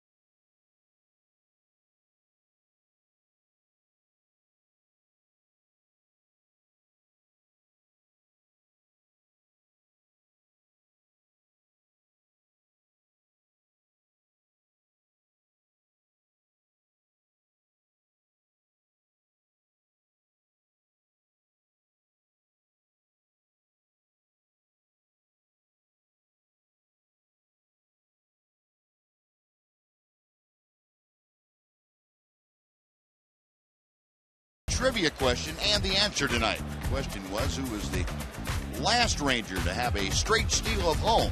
And the answer to that question would be Scarborough Green back in May of 2000, second inning against the Minnesota Twins. And these are all the guys that had a straight steal. Now, by straight steal, we're talking about not a double steal, not the back end of a double steal. We're talking about guys that stole home on their own. And Dave Nelson, the first to do it, he did it a couple times. Mike Hargrove, and he was known for his I got to speed. know who was pitching when Mike Hargrove did it. He must have fainted on the mound. Whoa. Thought he had timeout or something like that. Yeah, maybe. And that voice you hear is Mark McLemore, one. Rangers Live. Glad to have you along, Mac. And I don't want to get in the middle of your discussion, but I have to agree about Hargrove. I bet Hargrove would agree with us too. Yeah, probably. It'd be interesting to see how that happened. If someone had said to me without seeing that, did Mike Hargrove ever steal home? I would have bet a lot of money that he didn't. A lot. I would have been right there with you. Yeah. That seems like something, well, no, you forget things over time. I thought I would have remembered that, but evidently not. Most of the time we get a little weak line drive back up the middle, but that is going to be a base hit for Austin Jackson, who had struck out the first 2 times that he faced Roy Oswalt. Leads off the 5th inning with a single to center field, so 1 on, nobody out, and Quentin Berry coming up. Most of the time, the older we get, the better we were, not the slower. So the older we get, the slower Mike Hargrove was? Is that what? No. Okay. No, that was... Mike was slow when he got here. He was slow when he left. Slower when he left. He could hit and he could play. Don't get me wrong. He's a good player, but I hope he's watching right now. Don't know why he would be, but I hope he is. I think Mike's working as a consultant now with the Indians. Saw him up in Cleveland last year. Quentin Berry, 1 out of 2 with a single. Also flied to center field. Jackson at first, and Oswalt with his 64th pitch of the night, and it's fouled away. What do you think of Roy Oswalt, Mac, from what you've seen so far in this start and his first one? Well, I like him. I think he's doing a lot of what he did that first outing, being aggressive in the strike zone early in the count. I don't think he's as sharp this time around as he was that first time, but he's doing what Ron Washington needs him to do, keep this ball club in it and go some innings. We're into the 5th inning now, and his pitch count, still pretty good. Doesn't look like he has quite the command of his fastball today as he did before. He threw one really good fastball to Rayburn. He ran it in on his hands and got that double play grounder. And they've had 9 hits in the game, but probably 5 or 6 of them have been ground balls that just rolled through the infield. 2-1 the count, and that's pulled down the right field line. That's trouble. It's headed to the corner. Jackson throwing on the afterburners. He's being waved around third, and he will score without a throw. Berry going for third. The throw in is not in time. And Quentin Berry, a triple into the right field corner, driving home Austin Jackson. It's now a 7-3 Ranger lead. Third triple for Quentin Berry in 31 games. Berry drives in his 12th run of the year. Tigers making a lot of noise here. They've scored in each of the last 3 innings now against Roy Oswalt.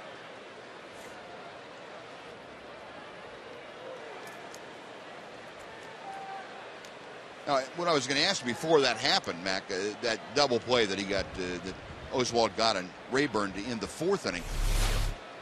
So often the young pitchers hear about limiting the damage. And that's exactly what Roy Oswalt did with that one pitch. He was able to get the double play, jammed him, and that's a pretty good object lesson when you're sitting there looking at it. That's kind of a tough thing to understand unless you see it. Say, okay, he is limiting the damage, and here's how he went about it. Exactly.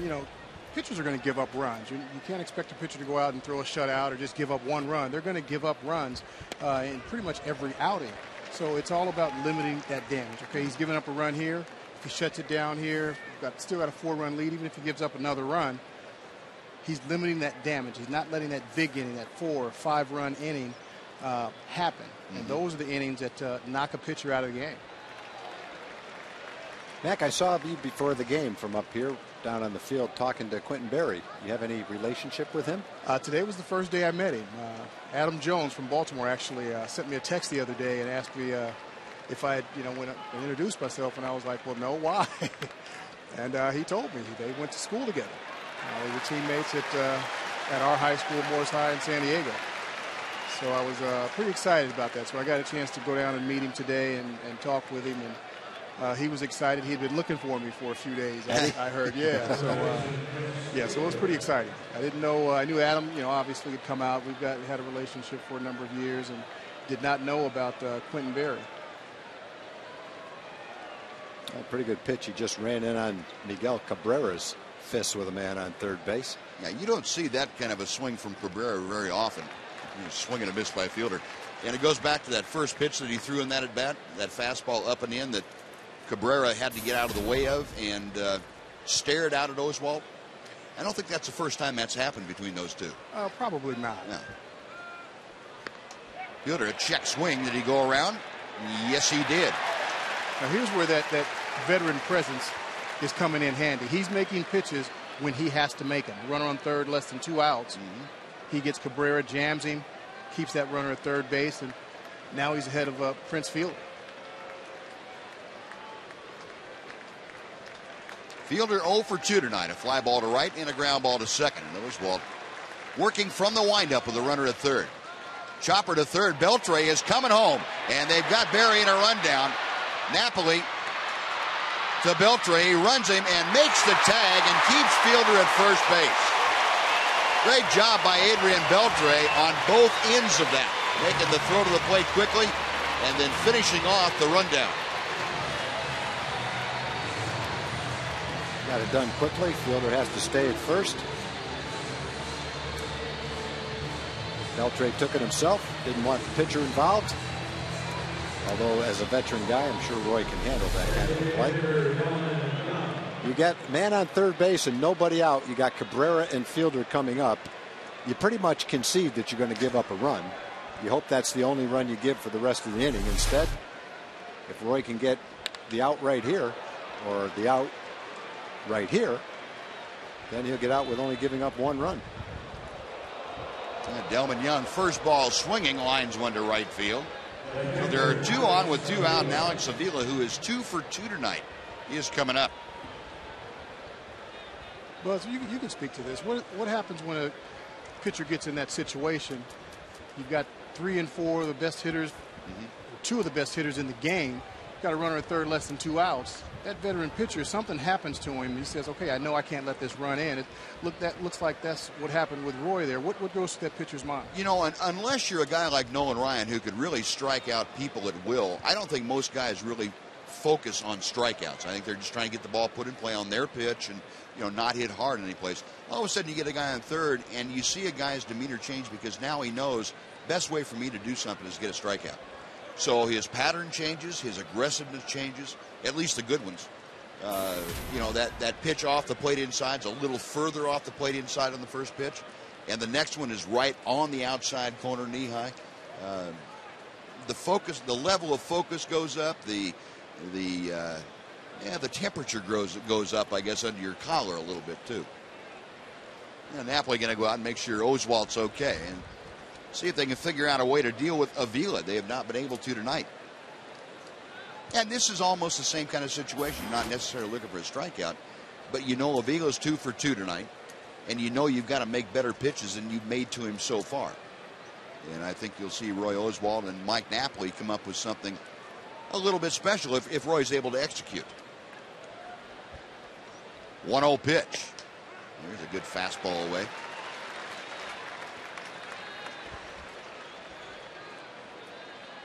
And I think that ability, Mac, and I know you did the same thing as a player. You get into a tight spot, you don't think about the result. You think about your approach. How am I going to approach this?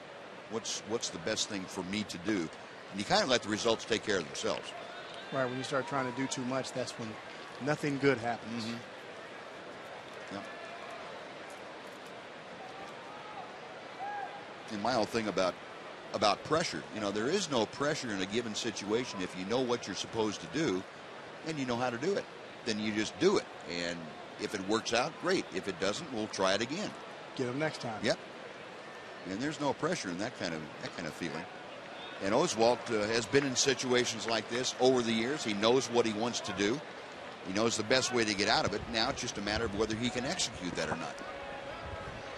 He's falling behind 3-1 right now. And right now, I think he'd rather pitch to Peralta than Avila right here. Yep. Even though Peralta also is 2 for 2, but he's a right-handed hitter, and you're also behind in the count 3-1. This is not the time to give in, so to speak, and throw one right down the middle. He misses high and away, and that will load him up for Peralta, and Mike Maddox is going to make a visit. Not quite as sharp again with his fastball. He's missing with his fastball. He's made a couple of good pitches, one to Rayburn, one to Cabrera. Peralta's had a couple of hits, hasn't hit him very hard, but he's found a couple of holes.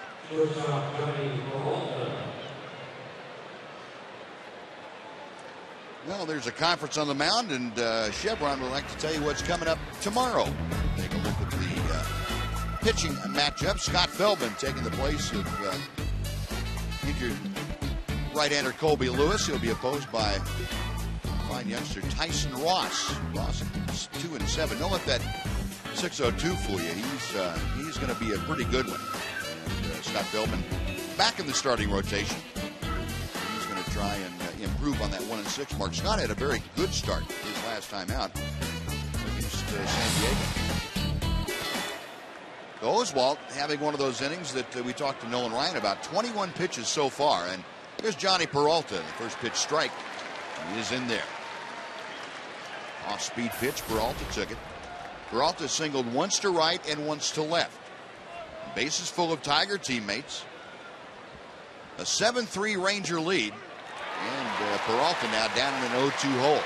That's locating his fastball there. The way Peralta's looking back at home plate umpire Paul Emmett, depends on who you talk to about locating your fastball. I liked it. Yeah. This crowd standing and supporting Roy Oswalt and the Rangers. 0-2 pitch, line to left field, a base hit. Fielder will score. Delman Young around third. He will score. Being stopped at third is Alex Avila into second base with a 2-run double is Johnny Peralta, and the Tigers cut the lead to 7-5. Didn't quite get that fastball in enough to Peralta. 16th double of the year for the Tigers shortstop.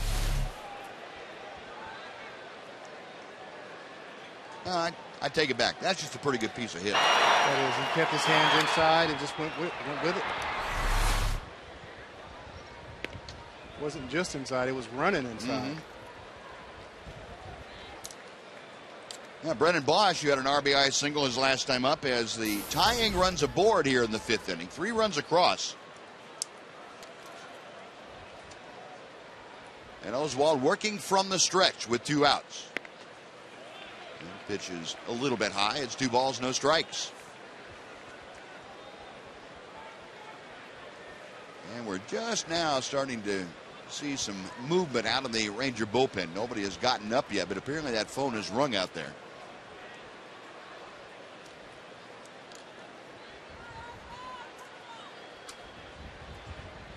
Oswalt checking the runners. And the 2-0 got him on the fist, and Bosch able to foul it off. Robbie Ross, the left-hander, first up and beginning to loosen in the Ranger pen in right center field.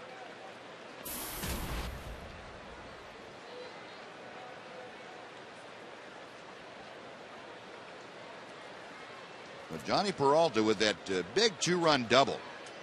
Looked like Roy Oswalt was going to get out of the inning with no further damage. He fires a strike to Bosch on the outside corner, and it's 2-2.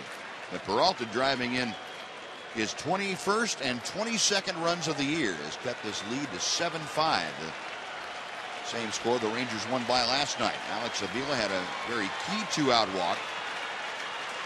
And now Bosch trying to keep things going for the Tigers, and he's tired of waiting.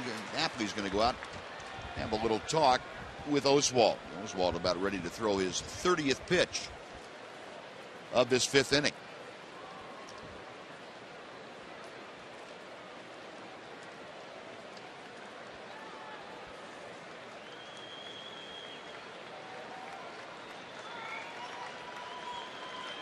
Bosch back in. Oswald and Napoli now together on the signs they want.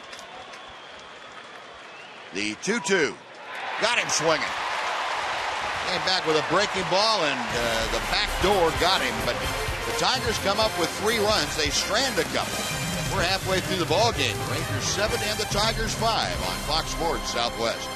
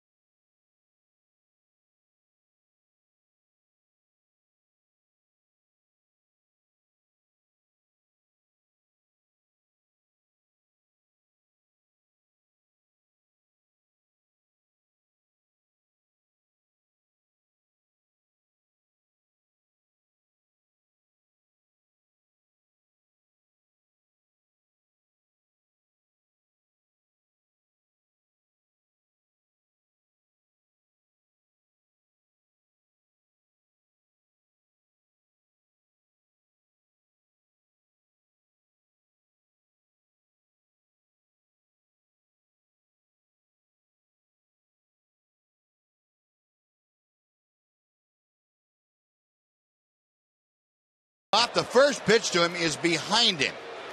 And Doug Fister sending a little message concerning Miguel Cabrera. Leave my guy alone. Okay, message is sent. Message received. Now let's play some baseball. And you can bet right now that Adrian Beltre is a little steamed. He was looking for something he could fire right back up the middle. Well, he was trying to hit him. He missed by about 2 feet.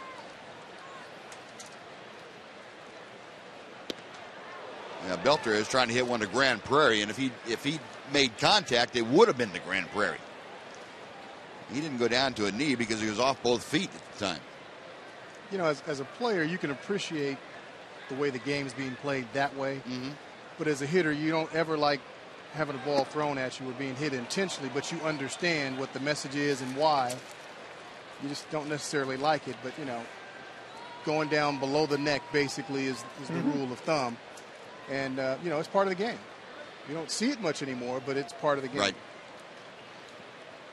2 balls and 2 strikes. Fister back to the plate. There's a line drive base hit. That's how you answer it. Should have stuck with a fastball. Yeah. Came with that breaking ball and left it up a bit. And Adrian Beltre said, fine. Let's go back to our Fox Sports Southwest studio for a Mazda CX-5 game break. Here's Rick Renner.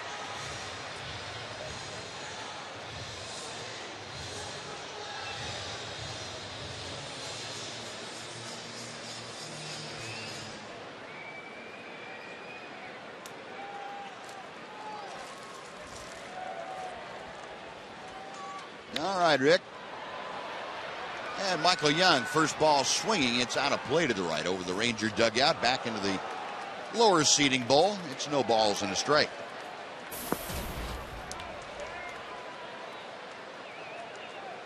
Michael 1 for 2 this evening. Had that second inning single, came around to score on the 3-run David Murphy home run at that time. Murphy's had 2 home runs tonight, 4 RBI, and Michael lofts one to shallow right field. Bosch coming on. He was playing fairly shallow. And that's out number 1 with Beltre returning to first. Can't imagine that Pfister's going to face David Murphy.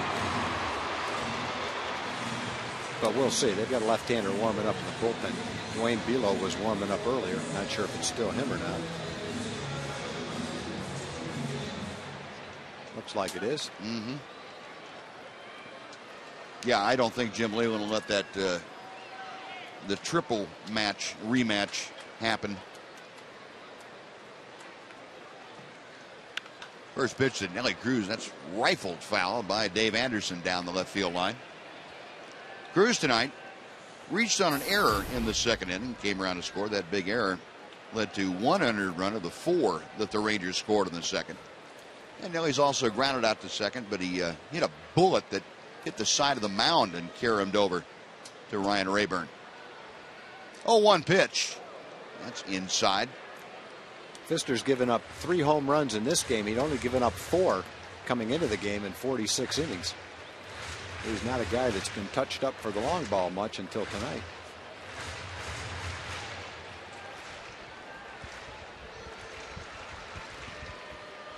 Right-hander's 1-1 pitch. Big swing and a miss by Nelly Cruz.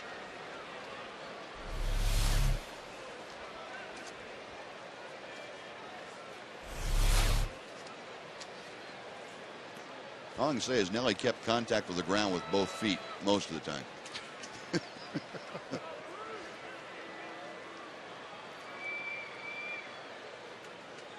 And the 1-2 is nope. Boy, that's a dangerous move right there. Home plate umpire Paul Emmel calling time, granting time to Nelly Cruz, who was asking for time, but sure looked like Pfister had started his motion toward the plate. And Pfister, instead of going ahead and throwing the ball, stopped his motion, and that's where you can get hurt. And Cruz, another chopper foul.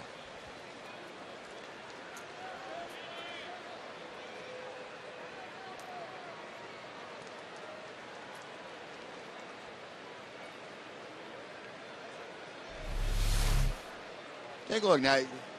He had already started his motion when Paul Emmel called timeout. And if you're a pitcher, go ahead and throw the ball. Throw it to the catcher. You don't have to throw it real hard. But when you try and stop your motion like that, you're already into it.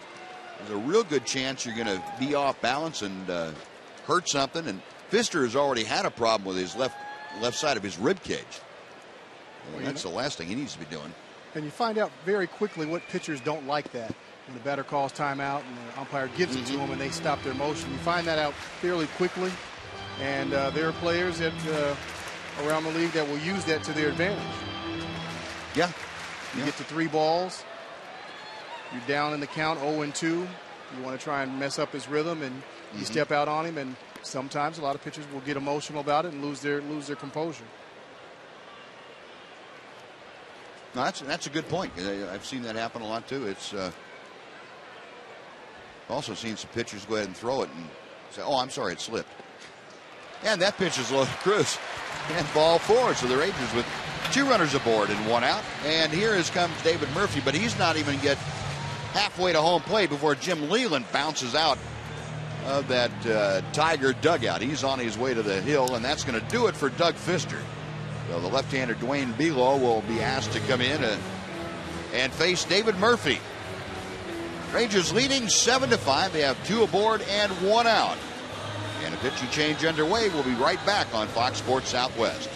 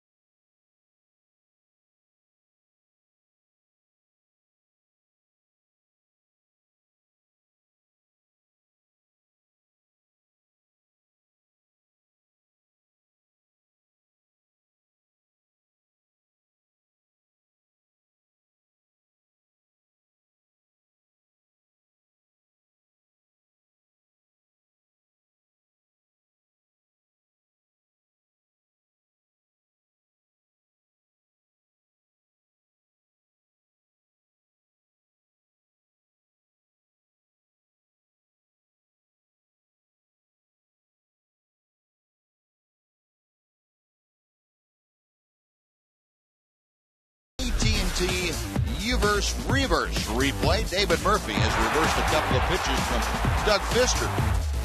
One to the lower home run porch in straight away right field, and the other into the Ranger bullpen in right center field. Murphy with a pair of long balls tonight. He is driven in 4, and he will now face Dwayne Below. Below's throwing well. Nice strikeout to walk ratio. 20 strikeouts, only 3 walks. Opponents are only hitting .215 against him. No pinch hitter here. Wash is staying with Murphy. 2 home runs in the game, lefty or righty. And Below's first pitch, a little bit low to Murph. 1 ball and no strikes. Well, Murphy now with 9 home runs and 29 RBI. And that batting average up to .277.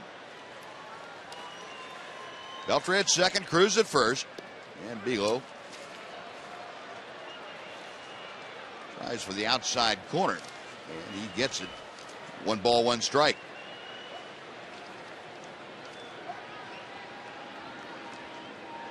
Below hasn't worked since the 20th of the month. That was against the St. Louis Cardinals. And a swinging strike. He's ahead of the count to David Murphy. 1 ball and 2 strikes.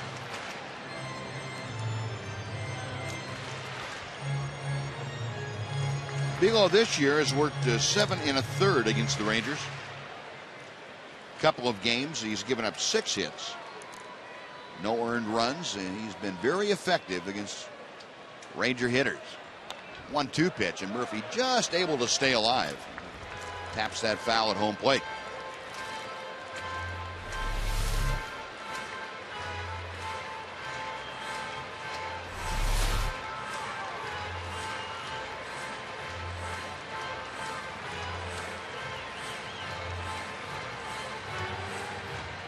Murphy trying to get another run across for the Rangers.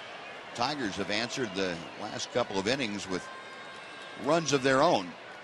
And now Below has to step off as Johnny Peralta cutting in behind the runner Beltre at second base. I don't think Below saw him in time to make a turn and throw, so he did the right thing and stepped back off the pitching rubber.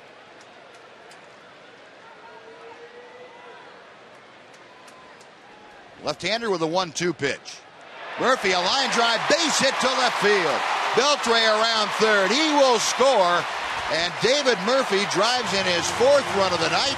It is an 8-5 Ranger lead. Oh, there's Murph rewarding Wash for leaving him in there instead of pinch hitting for him against the lefty. Just barely got a piece of that breaking ball down and away, and then Below tried to sneak the fastball in there, just like Fister did the last time. This time it was a little more out over the plate, and David drives it over the shortstop's head for another run. There's the breaking ball down and away that he just barely got a piece of. This one never got down and away, at least not as far down as he wanted it. And the Rangers just keep scoring, so do the Tigers. Well, the Rangers coming back with one of their own, and Mike Napoli at the plate looking for more. Oh, and he had a big rip at Below's first fastball. 5 RBIs tonight by David Murphy, ties his career high. He had done that one other time back in 2008 against Kansas City. Matter of fact, almost 4 years ago to the day, June 11th against Kansas City. 0-1 pitch. And Below pulled the string, and it's 1 ball, 1 strike. Knapp a single and a run scored in the 4th inning. Struck out the first time that he faced Doug Fister tonight. That run, by the way, scored by Beltre on Fister's record, as would be a run scored by Nelly Cruz. And Napoli a pretty good hack at a high fastball, and it's out of play behind home plate.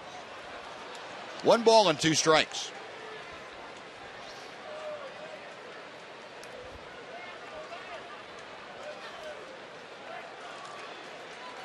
This is the guy I'd like to see get hot in this Rangers lineup. Boy, he swung the bat the second half of last year. He carried the team, helped carry the team. 2-2. And you see him starting to do some of the things that he did last year, going the other way with the ball and then pulling balls inside. And having a little bit better plate coverage? Well, I don't think he's pulling the ball the way he did last year. I think he's hitting the ball a lot to right field, more than he wants to. I'm sure he'd like to be able to pull some of those balls and pull them and keep them fair. 2-2. That one's pulled to left field. Berry toward the line, and he makes a running catch. Cruz was halfway to third, so he has to backpedal. Fine running catch by Quentin Berry. Oh, he's got some closing speed out there. And that is out number 2. It'll bring up Leonys Martin. And Knapp hit that ball off a little bit off the bad part of the bat. It just kind of hung up there. Didn't really hook it down the left field line. Berry's got the nice speed out there. Got to be pretty thrilled, Mac, with his opportunity that he's getting. He's hitting better now than he ever did in the minor leagues. He is so excited. He is so excited to be here, although I did tell him he was fine for taking so long to get here. But, yeah, he's extremely excited, very appreciative of the opportunity. And, you know, he said when he first got the call, he said he didn't think he was going to play that much. He told his wife, I don't think I'll be playing that much, but I'm just happy to be going. And he said the first night in there, Jimmy put him in the leadoff spot. Center field, get out there and go play. A shot over the bag, fair, and down the right field line off the bat of Martin. Cruz is home. Murphy being waved around third. He will score, and into third ahead of the throw. Leonys Martin, a 2-run triple. It is 10-5 Texas.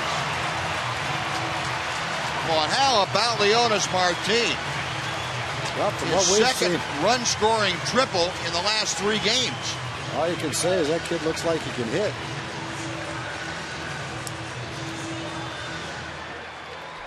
Well, the Tigers popped up a big top of the 5th inning, and Mac, you got yourself a big bottom of the 5th. I thought maybe most of your scoring had gone by the wayside in the 4th inning, but you had a surprise for us tonight. I brought a little extra with me tonight. You're not going to let the heat bother you, are you? No. Keep it going. I'm used to it. Keep it going. Well, Leonys Martin driving in his 4th and 5th runs of his major league career, and the Rangers now have doubled up the Tigers. And here's Ian Kinsler looking for more. He looks for strike 1. So the run that David Murphy scored on the triple by Martin, the first run that Dwayne Bilo has given up against the Rangers in nearly 9 innings of work. Changeup is a bit outside. Kinsler takes it. Ian straight away center field his last time up. A 2-run home run, his 9th of the year. So the line on Doug Fister is complete. Pitch outside. 4 1/3 innings for Fister. 9 hits, 9 runs, 8 of them earned. 1 walk, 5 strikeouts, and 3 home runs for Fister. And Yu Darvish smacking Torrealba on the head. I guess you can do that when catchers guide you through the ball games. You can be a little bit rough with them. Martin's had 6 hits, 3 doubles, and 2 triples. Well, Leonys Martin getting a chance to show the Jets that when he gets on base, boy, he can really pick them up and put them down. And they've been big hits, big 2-out run scoring hits.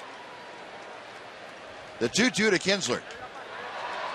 This is playable in center field. Jackson coming in a few steps. And that will do it. The Rangers score 3 more times. And they leave a runner. Mac, thanks for joining us. We will see you, Mark McLemore, on Rangers Live after the ball game. All right, fellas. 10-5 after 5. Rangers on top.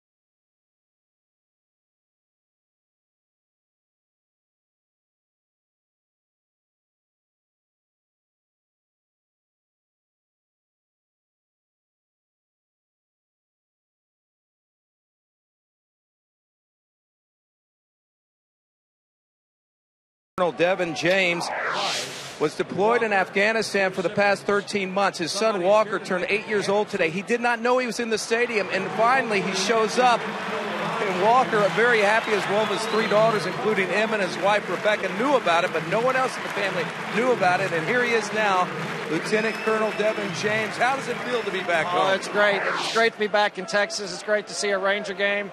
And to make this day special for him is even more wonderful. Yeah, so. Happy birthday, Walker. Were you very excited to see your daddy? Yes, sir. This had to be the best birthday you've ever received, huh?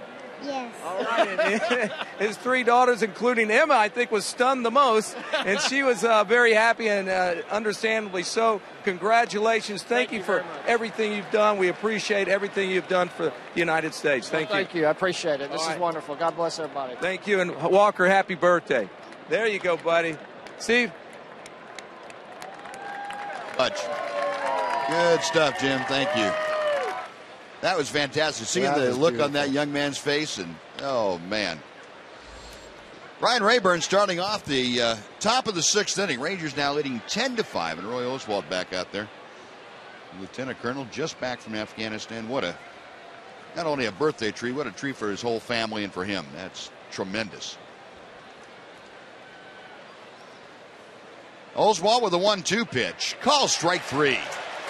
Left Rayburn standing at home plate like a telephone pole by the side of the road. Oswalt records his 6th strikeout of the night. One away and back to the top of the order. A good pitch with his fastball. Brought that little sinker back in on the inside corner. Got the call. Rayburn's wondering how he could have reached that ball, but nice pitch by Oswalt. What Roy wants right here is a nice, quick 1-2-3 inning. Come back. They've had 3 runs in the 5th, 3 hits and a run in the 4th, a couple of hits and a run in the 3rd. Like to finish strong with a good inning right here. Be right around 100 pitches. Austin Jackson, the hitter, he looks at a strike. It's 1-1. Jackson has struck out twice, and he's also had a single against Oswalt tonight, 1 for 3. And that batting average exactly where it began this evening. Jackson now with a 4-game hitting streak. And there's strike 2. Yeah, he's pinpointing that fastball now. Last 3 have been right where he wanted them.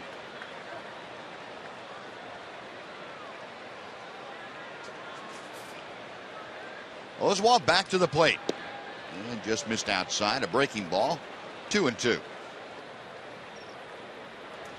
As you give a veteran pitcher like Oswalt the break to go in and sit down and see his ball club score a few runs and goes back out. It's like the 5th inning never happened. He's swinging a foul. He makes the mental adjustments. He gets that little breather. He gets his mind focused back on where he wants to be, and then you see the Roy Oswalt that threw earlier in the ballgame. That's what you call having a short-term memory.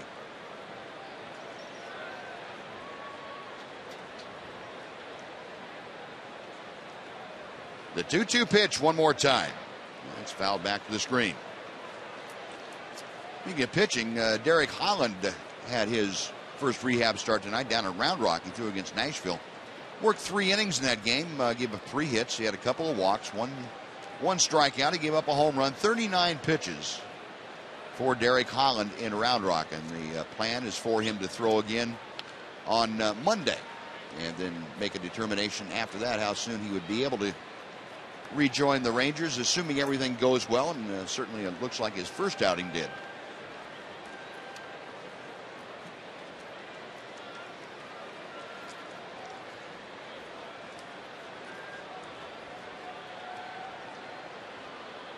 Oswalt back to the plate, and a cue shot foul.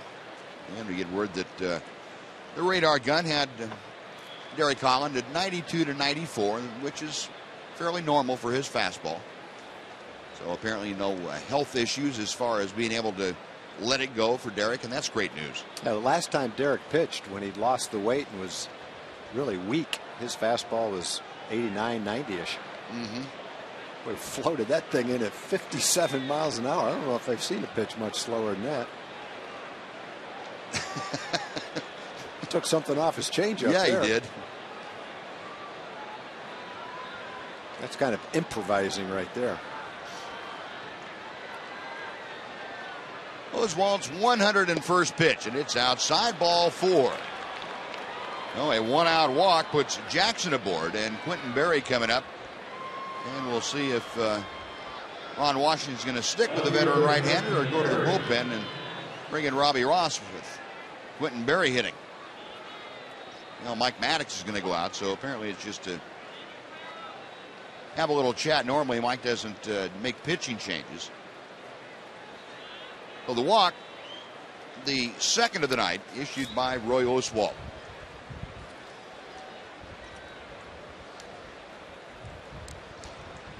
Well, folks, on Sunday, July 8th, the Rangers take on the Minnesota Twins. It's a 6:05 game, and the first 10,000 kids 13 and under will receive a Rangers ice cream bowl, and it's Bluebell Ice Cream Sunday, so all kids can enjoy the $1 ice cream at the game. Get your tickets at TexasRangers.com or call 972-RANGERS. It's been a little while since dinner. That ice cream's starting to make me a little bit hungry talking about that stuff. Here's Berry, and he shoots one by the diving Kinsler into right field, a base hit. Stopping at second is Jackson. And that is the 13th hit of the night given up by Roy Oswalt. There are runners at first and second. Miguel Cabrera coming up. Boy, these Tigers just will not quit. And Ron Washington apparently is going to let Oswalt face Cabrera. He has handled Cabrera 2 of the 3 times. Cabrera touched Oswalt for a base hit to center that drove in a run in the 3rd inning. He's also flied into a double play and popped out to first. First pitch coming inside again with that fastball. It's 0-1. Cabrera got sawed off as badly as I think I've ever seen Cabrera be sawed off by Oswalt last time up. Hit a little pop-up that just barely carried out to Michael Young at first base.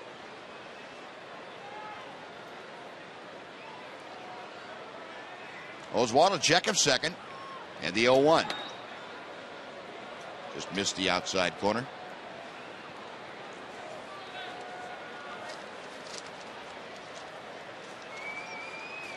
Most in the American League rounding into double plays. The man at the plate. The Rangers have been able to turn 62 of them this year.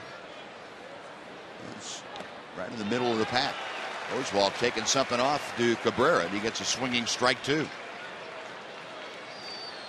Tigers as a team have grounded into 69 double plays. Just for a basis of point of comparison, Rangers have grounded into 50. 1 ball, 2 strikes. Again, the fans rising in support of Roy Oswalt. Slow chopper hit to third. Beltre steps on third. Sidearm throw to first. And they got him. Make that 15 double plays for Cabrera. And an ending 2-ball for Oswalt and the Rangers. No runs, 1 hit, and 1 left after 5.5.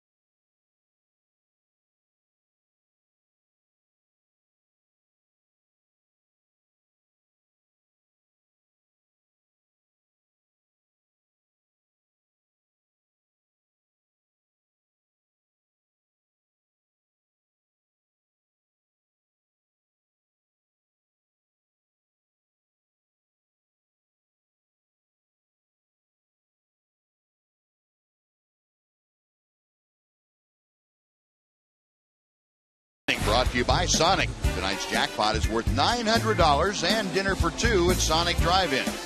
Tonight, the Rangers are hitting for Guadalupe Ramirez of North Richland Hills. And if a Ranger hits a grand slam during the inning, Guadalupe Ramirez from North Richland Hills will be $25,000 richer. Now, you can register at any participating Sonic restaurant. Elvis Andrus starting things off. Dwayne Below back to the hill. And the first pitch to Elvis is off the mark. Elvis 1 out of 3 tonight. A couple of ground outs and a single to center field. And Below misses outside again. It's 2 balls and no strikes. Plus, I had one thing I forgot to mention. The Texas Pecan Rum Cakes from the Inselman boys from San Antonio. They're in their 80s and they're at the game tonight. Thank you, guys. Oh, good. We'll put it to good use.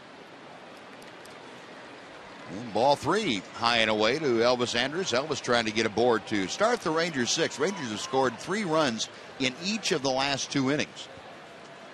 Tigers have tried to keep pace, but Oswalt, thanks to the double play off the bat of Cabrera, able to get out of the 6th unscathed. And ball 4 is high. And with Elvis aboard, Josh Hamilton coming up. And before Josh steps in, let's check in again with Emily Jones. Em? Well, that first at-bat resulted in another Josh Hamilton bat in the stands, and the most popular landing spot recently has been kind of in this area, with like this area included. So last night I asked Josh post-game if there was any way he could control this. No, there's not at all. I'm trying the whole air conditioning thing, tar and spray and, new batting gloves, and I don't know what it is. It's too much torque. It's strength. It's too much torque, and I don't have enough strength in my hand. Too much torque, not enough hand strength. I asked Josh to get to work on that hand strength right away. There's another way to avoid throwing the bat. Just get plunked, and you can take first base on your own. I did know a slight adjustment, though. In between the first and second at-bats, he wrapped some black tape around the handle. Maybe that will help things, guys. Yeah, he sure didn't need it that time. Below nailed him right in the back. Well, rib cage. Emily got a pretty good look at that, too. Hamilton picked the ball up as he was running down the line. I thought he was going to squeeze the winding out of it. He was a little bit hot. So 2 on, nobody out, and Adrian Beltre steps in. Rangers trying to add on. They lead 10-5. There goes Elvis toward third. The throw down there, not in time.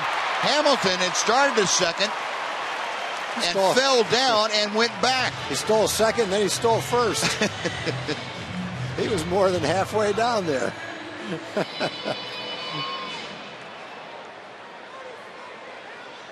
I don't know whether he did that to keep them from intentionally walking Beltre or not. I don't think so. If he did, that was pretty quick thinking. He's got pretty good presence of mind. No, he just fell down. He fell down, but I think what he didn't realize, he was closer to second than he was to first. He could have gotten up and gone to second. Now runners at the corners for Beltre. And the pitch on the corner, it's 1-1. Got a big lead. Whoops.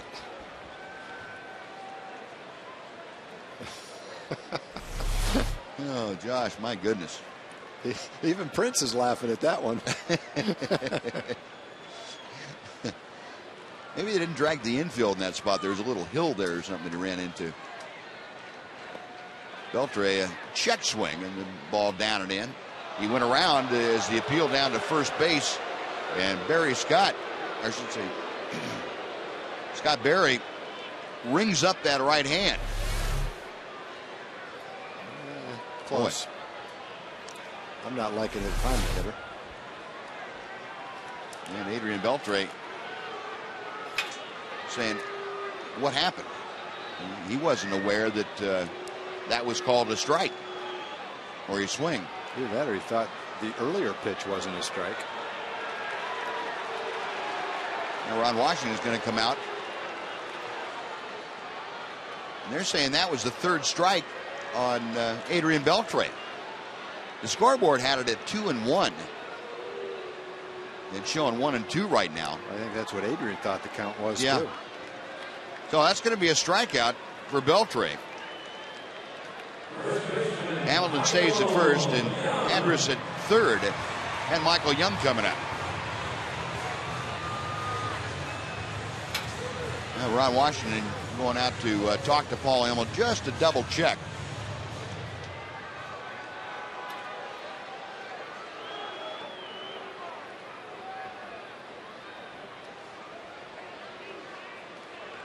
So that'll go as a strikeout. Below getting the punch out. One away. Michael Young steps in.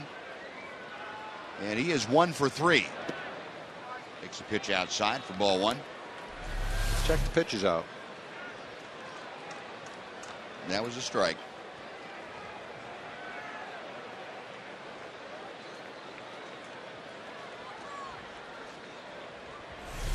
I think Adrian knew that the last pitch was a strike. Michael Young dunks one into right field. That's a base hit. Andrus, who is tagging in case the ball was caught, scores easily. And Michael Young with an RBI single makes it an 11-5 Ranger lead. I think the one that Adrian wasn't sure about was the first pitch that Elvis stole third on, where he kind of ducked out of the way of the catcher's throw. Wasn't sure that had been called a strike. The Rangers just keep scoring runs inning after inning. Michael just serves out a soft line drive to right field. Elvis playing it safe. Tags up in case and then scores. Boy, Michael really turning things around. Runners in scoring position. He was in a terrible streak for himself, and he's turned that around now. He's 4 for his last 9 trips up there with runners in scoring position. That's after he hit about $140 for the better part of a month.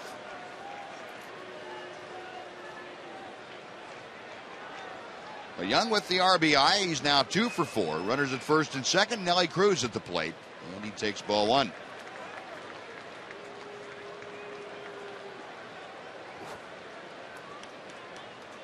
Cruz tonight has walked and reached on an error. He's 0 for 2 officially.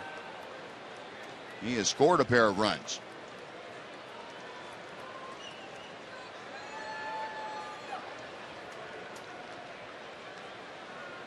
Bigelow checking second where Hamilton stationed, and the pitch outside.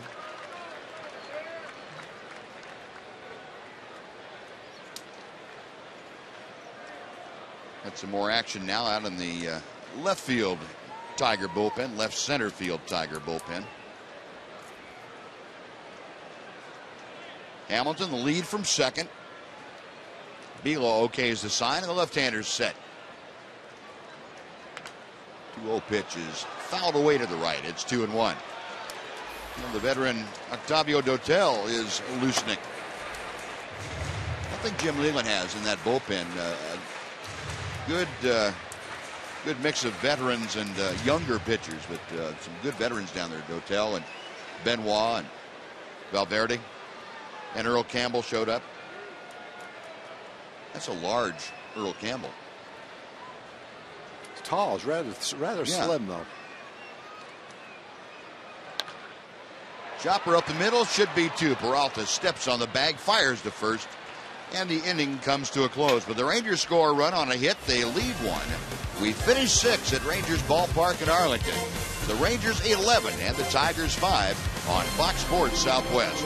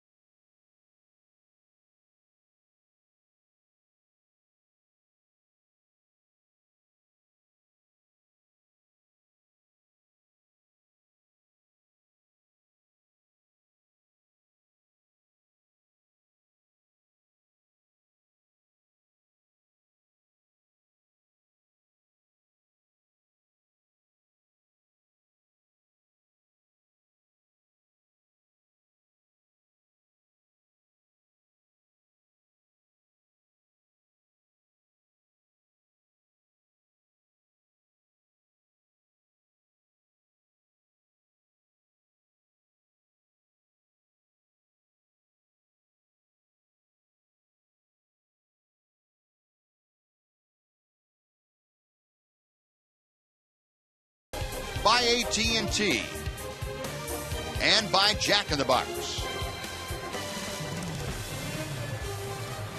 Roy Oswald's night is finished. Robbie Ross is taking over here in the 7th inning. Oswald going 6 innings, allowing 5 runs. They were earned on 13 hits. 2 walks and 6 strikeouts for the veteran right-hander. And now Robbie Ross deals a little bit low to Prince Fielder. Fielder 0 for 3 against Oswald. And he takes a pitch low and inside. It's 2-0.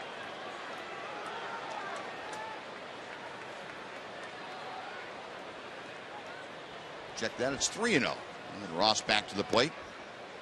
And that's ball 4 as he missed low. So Robbie Ross, not normally out of the strike zone much, walks the left-handed hitting Prince Fielder on 4 pitches. And that's how the 7th inning begins. Let's head on down to Emily Jones once again. Emily? Well, guys, obviously Robbie Ross off to an incredible start in his rookie season, 6-0 with a 1.13 ERA. Said what he's learning to do is to trust the defense behind him.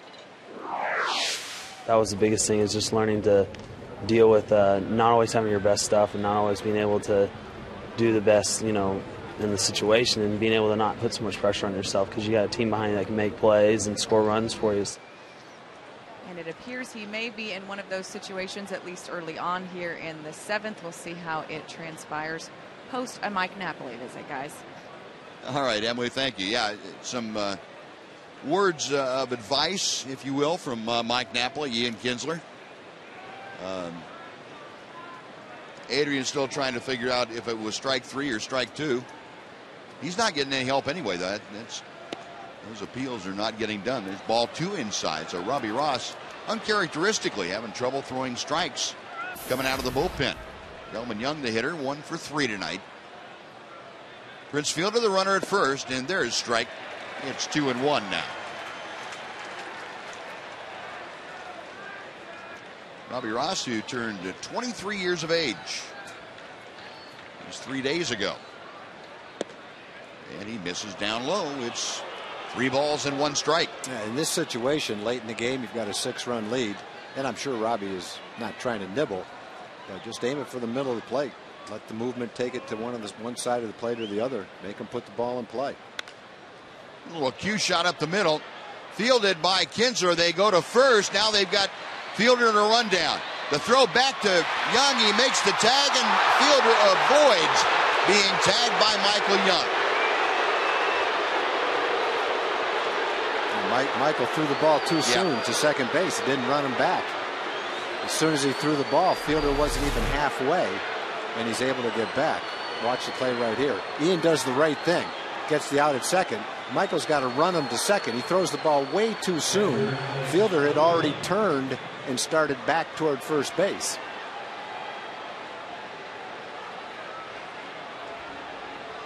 Did he touch him? Maybe. There's no way the umpire could have seen where he was. Yeah, the umpire was blocked out by Fielder. He was on the other side of Prince Fielder.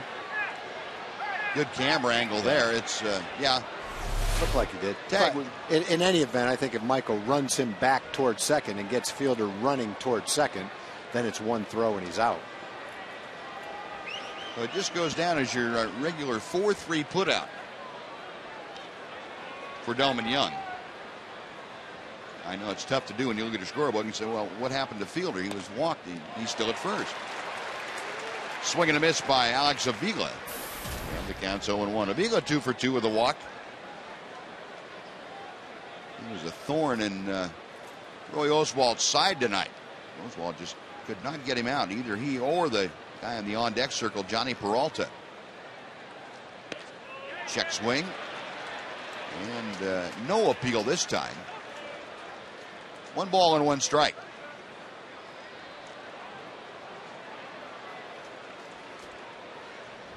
So Avila with the 2 hits now. The batting average up to .244 for the season. Shoots that one out of play to the left. And it's 1-2.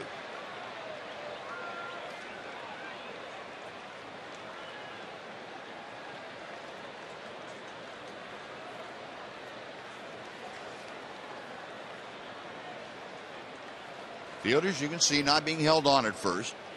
Michael Young playing a couple of steps behind him. Pitch is lined to left field. Murphy, though, playing toward the line, able to make a nice running catch.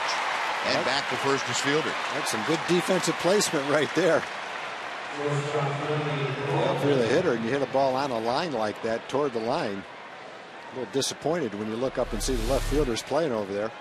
David's way over toward the line, shading him that way. That's just good defensive placement right there. Avila's hit some balls to left field in this series. They had him played perfectly. So 2 outs now. Peralta comes to the plate, 3 for 3 with a couple of RBI. And first ball swinging. He's in a 0-1 hole here. Peralta, a 2-run double in the 5th inning. That was after singles in both the 2nd and 4th innings.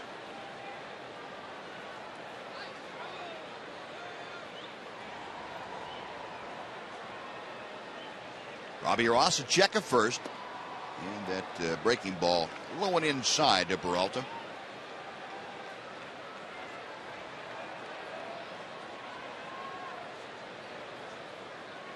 Ross ready once again. Big swing and a miss. Tommy, is Robbie Ross the kind of guy you would term as sneaky if you were a hitter against him?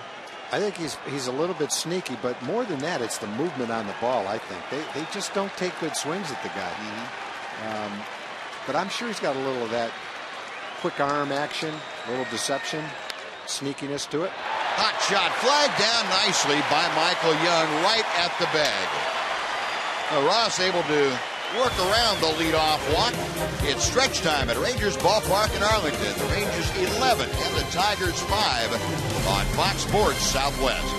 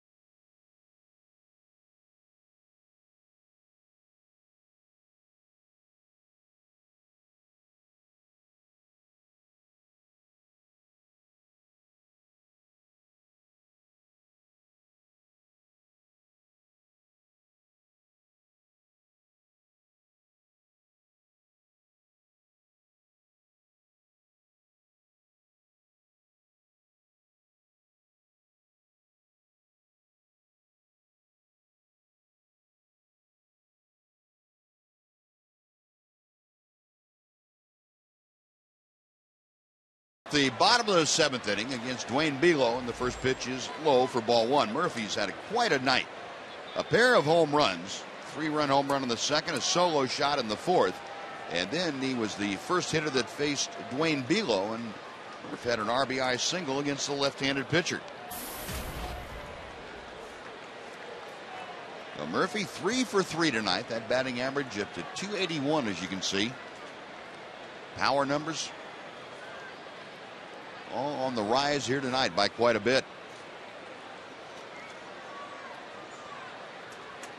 Below working side saddle on the rubber and throws a fastball that's low. It's 3 balls and no strikes. Martin Perez is thrown out in the Ranger bullpen. Don't know if that's just to get loose, get some throwing in, or whether we might see him in the 8th inning. Looking forward to the first time he gets out there. Whatever it is, it'll be his major league debut, and a very much ballyhooed young left-hander. Certainly turned things on last time. Boy, talk about turning things on. How about Murphy going 4 for 4 as he rockets that ball right back by Below's left hip. So Murphy aboard to start things off. In-game box score tonight, and this was prior to that last at bat, so he chucked that up one more time to Murphy. But middle of the order, top of the order, Josh Hamilton and Nelly Cruz, the only ones without hits as the starters. Cruz been able to get on, though, and score a couple of runs. So it's up and down the order. It's been pretty productive tonight. Yeah, David, in a short sample now, right around 30 at-bats, hitting over 300 against lefties after the 2 hits against Below. Happily, it's a towering pop foul. That's going to find its way back about 9 rows over the Ranger dugout.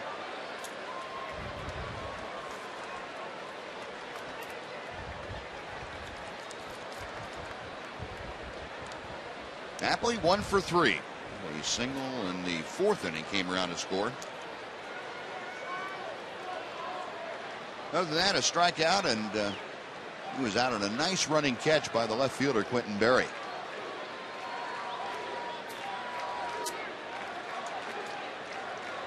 Below a check of Murphy at first. Hard hit ball to third, backhanded nicely by Cabrera to second for 1. The return in time. What a nice double play started by Miguel Cabrera at third. Cabrera made an error earlier in the game. He threw a ball away, but shows you why the Tigers have felt pretty good about his defensive play at third base. Big guy, but a smooth play, bounces up quickly, accurate throw. Nicely done. Well, that was. Very athletic. The base is empty now, and Leonys Martin will get his second shot at Dwayne Below. Martin pulled a triple into the right field corner the first time he faced Below. Swing and a miss on the breaking ball. It's 0-1. Martin 2 for 3 tonight. Double and a triple. 2 runs driven home.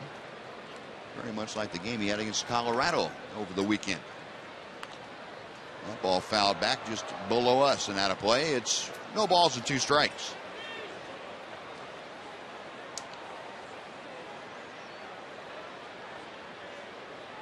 Leon is now 5 RBI. He also has a 3-game hitting streak going after his pair of extra base hits tonight. Below back to the plate. Got him swinging. Took something off, and Martin becomes a strikeout victim. Rangers gone in the 7th. No runs a hit, nobody left. On to the 8th we go at Rangers Ballpark in Arlington. It is the Rangers 11 and the Tigers 5 on Fox Sports Southwest.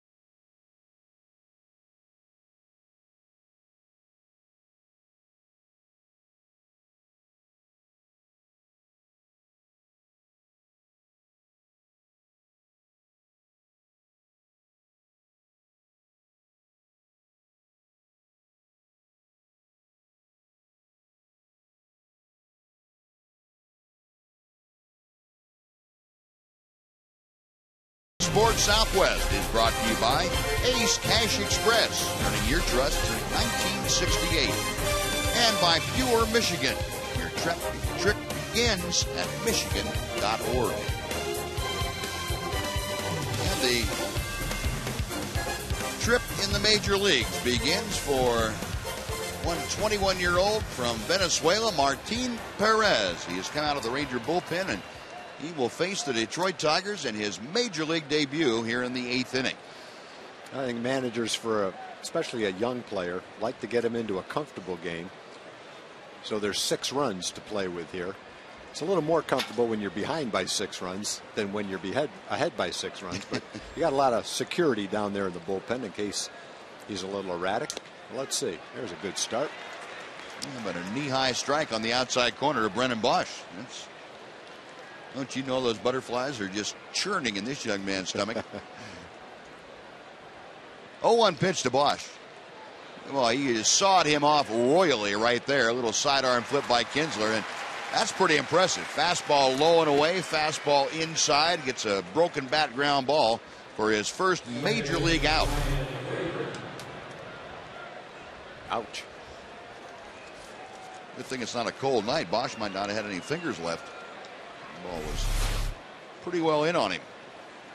So Martin Perez out of Juanare Estado Portuguesa in Venezuela. And the check swing by Ryan Rayburn.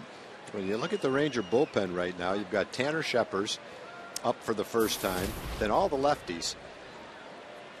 Martin Perez just up, Robbie Ross first season, and Michael Kirkman has spent some time in the big leagues, but not a lot. So out of the 7 guys in the bullpen, 4 of them are very young or first-year players. And it's a pennant race. Pretty impressive when you get down to your system and pick up 4 guys like that. This pitch is a little bit low. That pitch from Martin at 95 miles an hour. And another young man, Justin Grimm, up and loosening the bullpen. Now, Ron Washington said he might use Grimm for an inning either yesterday or today. It's still not decided who is going to start on Saturday. There's a ground ball up the middle, a base hit off the bat of Rayburn. Well, Martin Perez gets his first out. Brennan Bosch on a weak ground ball, and now Ryan Rayburn turns around a pretty good fastball to give up the first single for Martin Perez. Rayburn might be earning himself some more playing time. He's got a double and a single in the game. Average had dipped down to 168. He's a much better hitter than that, but been a struggle for him so far. A couple of hits today make him feel better. Tigers now back to the top of the order, and Austin Jackson. That ball gets away momentarily from Napoli. It's enough to let Rayburn advance to second base on what I'm sure will be a wild pitch. That ball in the dirt, and Napoli couldn't locate it. It kind of skittered off just to his left and behind him. It will be a wild pitch, and Napoli going to go out and have a brief chat with Martin Perez.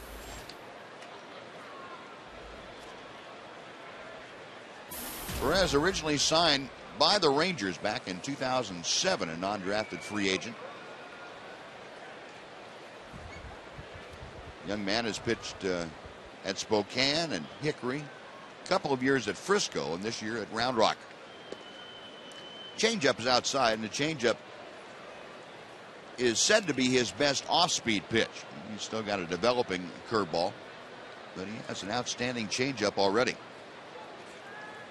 2 balls, no strikes to count. And a fastball right down the middle.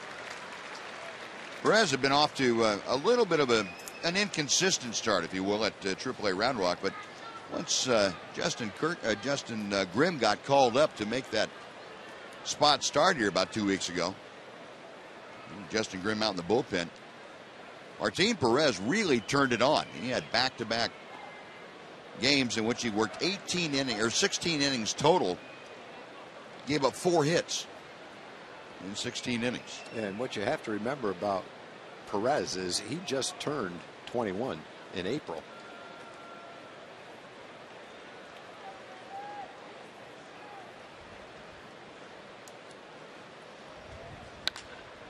Line drive right field. Cruz will have to play it on a hop. Rayburn being waved around. The throw coming to the plate is not cut off. And scoring is Ryan Rayburn, but staying at first is Austin Jackson, the RBI single. And the Tigers now have pulled to within 5. It's 11-6 Rangers. Austin Jackson with his second hit of the night.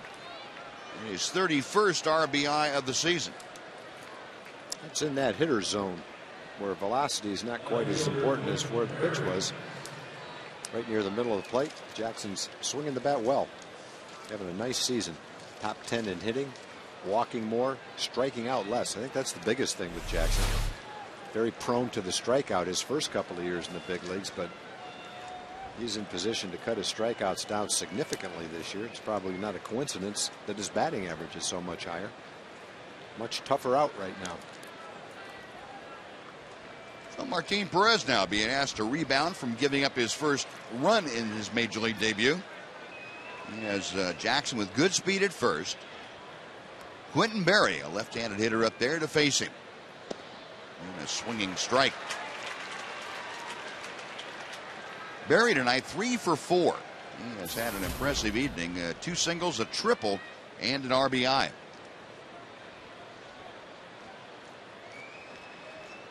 Third baseman Adrian Beltre playing in just in case Berry decided to drop a bunt down. And swinging strike 2. It looks like Quentin Berry doesn't really want a lot to do with left-handers with pretty good stuff, at least not right now.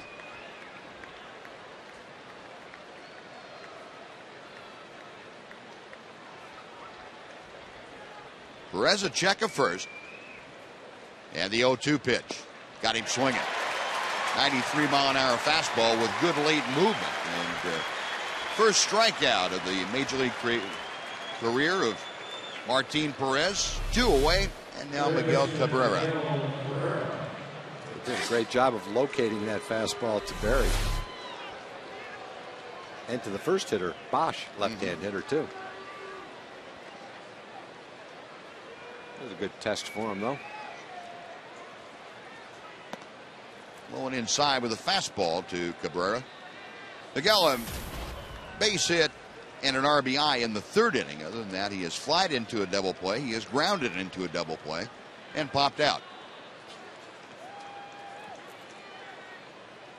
Martin Perez back to him. Here's that changeup, and it's just off the plate. 2 balls, no strikes.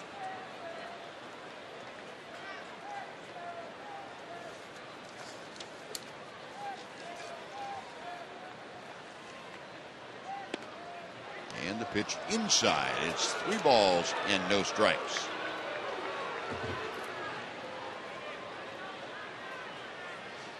Now Perez down at AAA Round Rock held left-handed hitters to a 225 average. Right-handers hit just about 250 against him.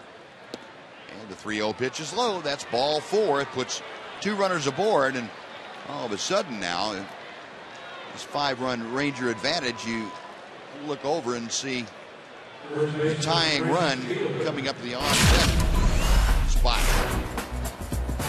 Here's the Brown Hen Center. Great hands of the game. And a very big double play started by Adrian Beltre at 3rd. Great hands and a great arm for Adrian Beltre, and that got the Rangers out of a pretty tight spot in the 6th inning. Here's Prince Fielder. And he looks at a strike. Pour those strikes into the left-hand hitters. Yeah. And Mike Adams now up and beginning to loosen just in case. Rangers came into the inning with a 6-run advantage, and Perez has given up a run and now has a couple on with 2 outs. Perez okays the sign. And the 0-1. Breaking ball hit toward the right side. Kinsler in shallow right field. Nice feed to Perez, but he can't make the play. And now nobody's covering home as Napoli has to back up the play at first. In to score is Jackson. He will score on the throwing error by Kinsler. And on to third base goes Cabrera. And safe at first is Prince Fielder. It looked like the Rangers were going to pull this play off. Ian gets to the ball. Perez is there to cover it. And Fielder's just trying to make sure that he doesn't run over Perez, making sure he's okay. But Ian showed great range to get to the ball, and an accurate throw. Perez was there, they would have made the play. Tough to make an accurate throw going that far to your left, though. Came back and tried to, just couldn't quite do it. Well, that's going to do it for the young left-hander, Martin Perez. He will depart after giving up a couple of runs, although the error is going to figure into the scoring on how that is handled. And Mike Adams making his way out from the right center field bullpen while he makes his way in and takes his warm-up tosses. We'll take a timeout on Fox Sports Southwest.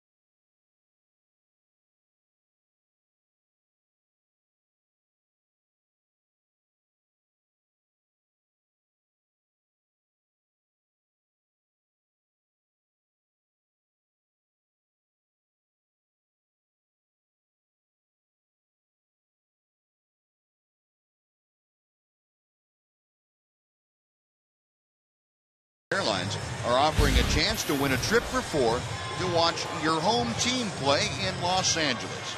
Register to win at MetroPCSFlyaway.com. Well, Mike Adams has had to be summoned out of the bullpen to see if he can put down this Tiger uprising here in the 8th inning. Well, the one thing about the Ranger bullpen, when you've only got the three veterans, Lowe, Adams, and Nathan, and Lowe had thrown 3 innings just the other day, it doesn't matter what the situation is. You can't save the young guys for comfortable situations. You got to use them in the game. 4 of your 7 guys are young pitchers. Robbie Ross has certainly earned his stripes to pitch anywhere you want him. Michael Kirkman's had some innings under his belt, but Tanner Scheppers, Martin Perez, they're new. They've just gotten here, but they're going to be battle tested in some tough situations. That's a good experience for Martin Perez right there. Faced some good hitters in the middle of the lineup, made some good pitches, almost got out of the inning. So Mike Adams, who had a little bit of a rough outing last night against these Tigers, back on now, and he'll face Delman Young with runners at first and third. And the tying run for the Tigers in the on-deck circle. And Mike Adams trying to make sure that's where it stays. First pitch to Young. Swing and a miss. Young faced Adams last night and flied out to left field in the 8th inning. Adams gave up a run in that ball game on an RBI ground out by Prince Fielder.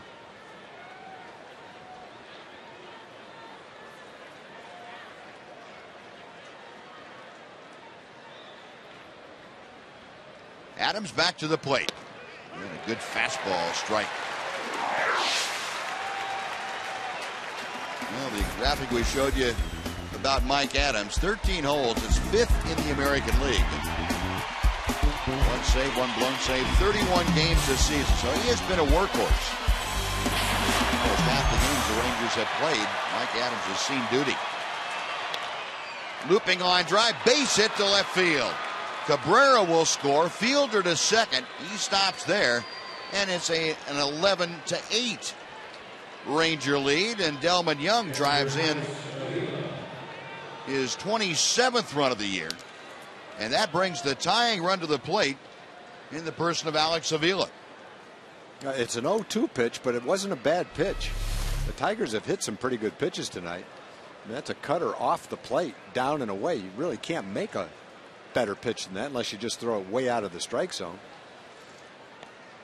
As far as a pitch you want to make, there it is. Yeah. And just give Delmon Young some credit. Now, Mike throws a lot of pitches away. Maybe Delmon's leaning out over the plate looking for something away, but can't argue with that pitch. And that last run goes on the ledger of Martin Perez.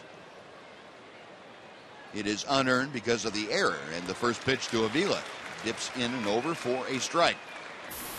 The Tigers now 16 hits tonight. The Rangers are leading by 3 runs, but they have been out hit by 3.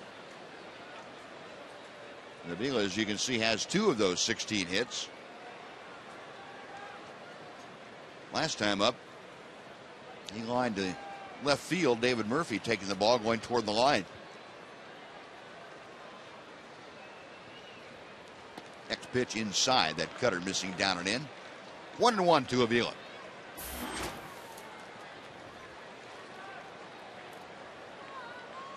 Well, this is like a couple of heavyweight champions exchanging blows. You got Prince Fielder out there at second, Delmon Young at first. Fielder, of course, reaching on the error charge to Ian Kinsler to extend this inning.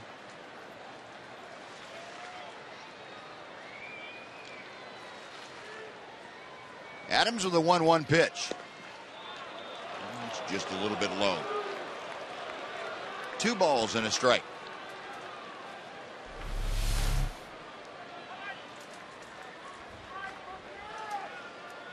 Could have been. Paul Emmel refusing to throw up that right arm.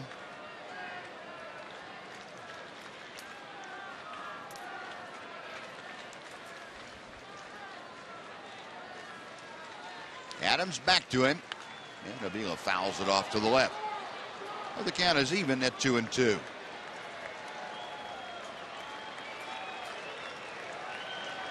Happy young girl there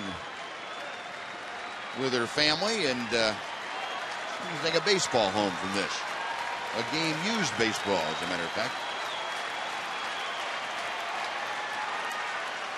She can't believe her good fortune.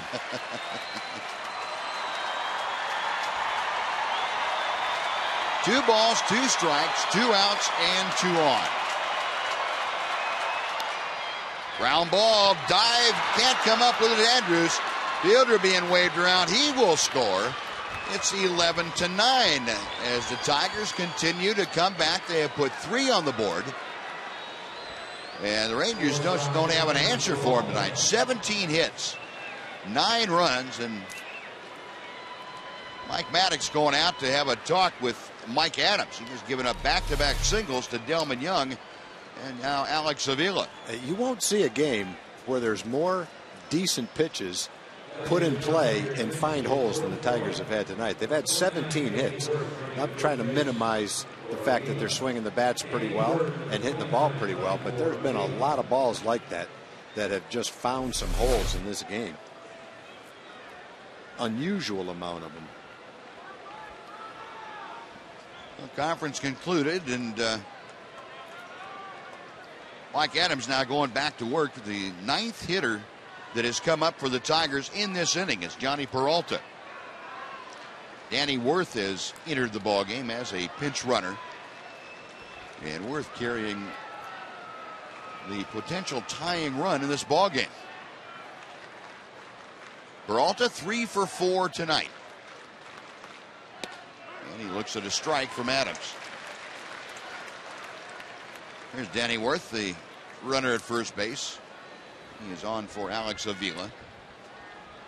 Avila, as we told you, still trying to get back to 100% from that hamstring injury that he suffered. So Jim Leyland giving him the rest of the night off, considering the importance of that run at first base.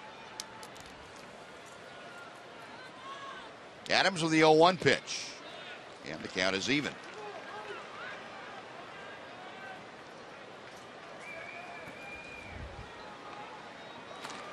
And Joaquin Benoit along with Octavio Dotel. Dotel pretty much ready, and Benoit getting there. 1 ball and 1 strike. Slow chopper down the third baseline. That'll stay in foul territory as Adrian Beltre comes up with it. And the count moves to 1-2. Peralta, a pair of singles and a double. He is driven into.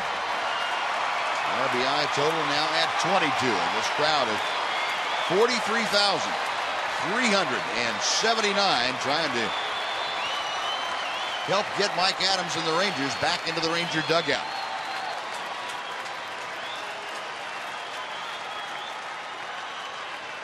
The 1-2 pitch. Got him swinging. Well, Mike Adams gets the job done after giving up a couple of singles. The Tigers score 4 times, and they have pulled to within 2 as we head to the bottom of the 8th. The Rangers 11, the Tigers 9.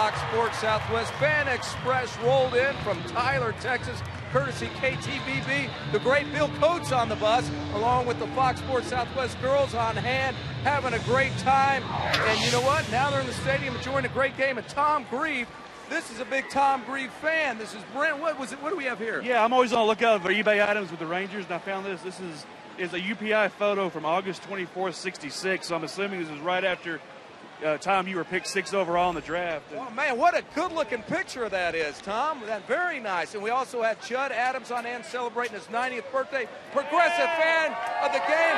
Judd, what do you have to say, buddy? I say go Rangers! Good to have you on hand. Good to have the fine folks, KTVB in Tyler, Texas. Way to go, Bill Coates. Thanks, guys. Appreciate it. Steve. All right, Noxie, thank you. Well, you're big in Tyler, aren't you? That's good. I like that. I remember that picture because that was taken in Washington.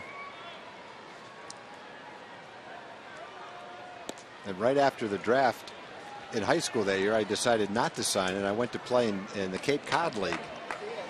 And I changed my mind right at the end, went to Washington, signed, worked out with the team, and then went on to school at the University of Michigan right after that little trip there. Wouldn't have known that by the picture. I knew it by the date, though. Octavio Dotel in the ball game, working to Ian Kinsler, a count of 2 balls and 2 strikes. Kinsler leading off, the Ranger part of the 8th inning. Tigers getting this ball game closer, and Kinsler pops one up, shallow center field.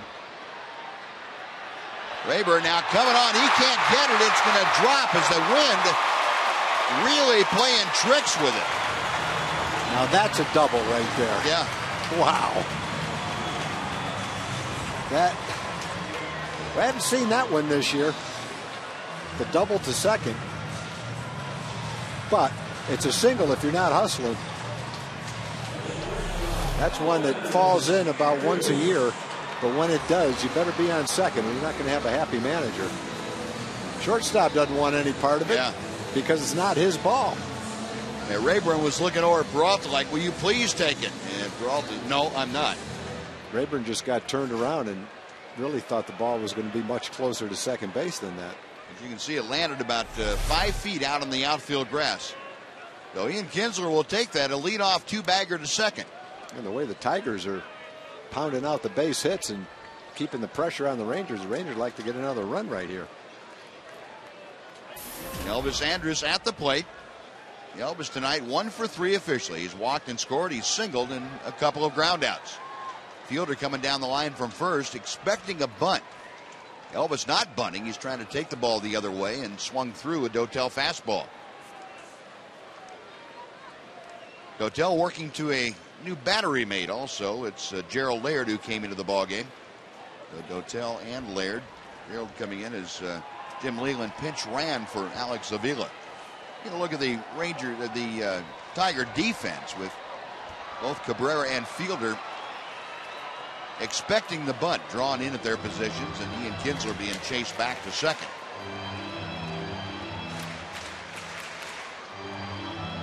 See if Ron Washington gave Elvis one opportunity to swing and see if he can drive him over. And see if he puts the bunt on here. He is around a bunt. And takes outside.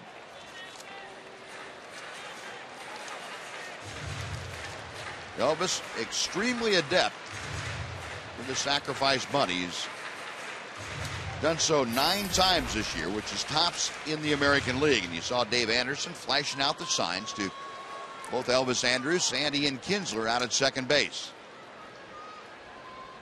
1-1 again. Andrus around a bunt, pulls the bat back, and it's 2 balls and a strike.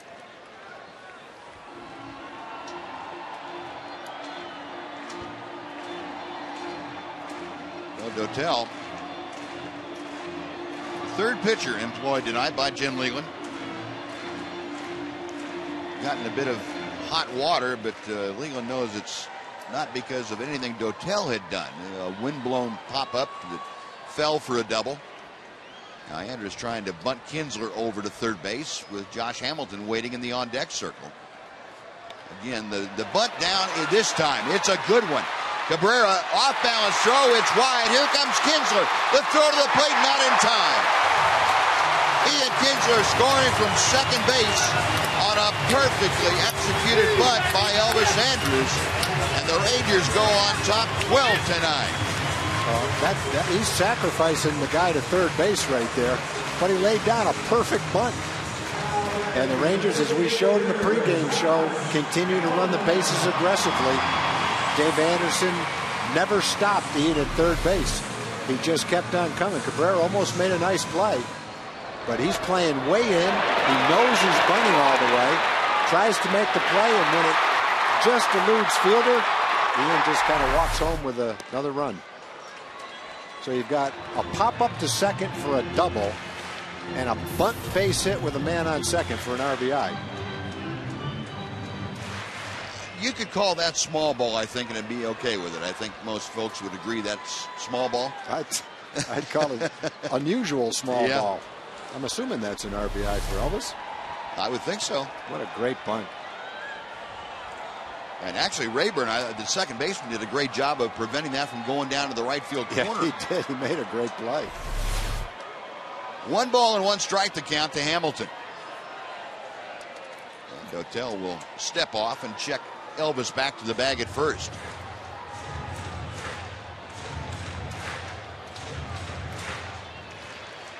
Josh tonight has been hit by a pitch and struck out 3 times.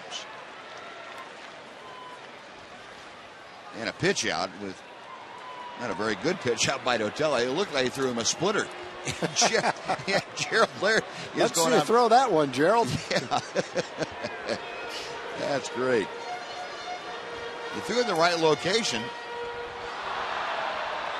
Laird looked a little surprised, and the bottom fell out of that thing. Whoop, look out. And Dotel's got a good one. That's not what you normally would anticipate, though, on a pitch out if you're the catcher. 2 balls and a strike to Hamilton. And it's a fastball on the outside part of the plate, and Josh took it. It's 2-2 now. Well, the Rangers have regained a 3-run lead. They have answered the Tigers' 4-run top of the 8th with 1 so far in the bottom of the 8th. Still nobody out. Andrus the runner at first. Inching off the bag. He's on the move, and Hamilton fouls away the next Dotel offering. And this goes back to last night's ball game when Elvis was thrown out in the first inning with Hamilton at the plate. You and I talked about that a little bit, but going on the first pitch to Hamilton, or the first one that he got a jump on instead of waiting until you got 2 strikes. Yeah, I thought in that game that it was a little early after the walk. Maybe he gave the pitcher a chance to sneak out of an inning. Hamilton is swing, and did he get there on the backswing? Yeah, he knocked that out of the glove of Gerald Laird. And that's going to be interference on Hamilton. And now Ron Washington is going to come out and see what is going on. And now Paul Emmel, who had originally signaled that Andrus was out due for interference, is just sending him back to first, as the backswing of Hamilton is what caused the ball to get dislodged.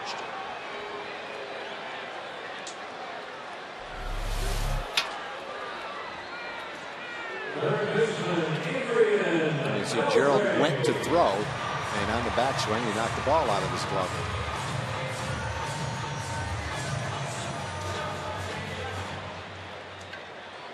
On the play, Hamilton strikes out. That's his 4th strikeout of the night.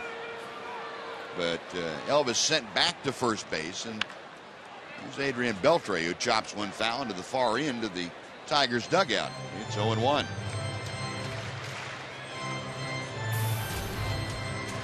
Beltre 2 for 4 tonight. Another big night for the Ranger 3rd sacker.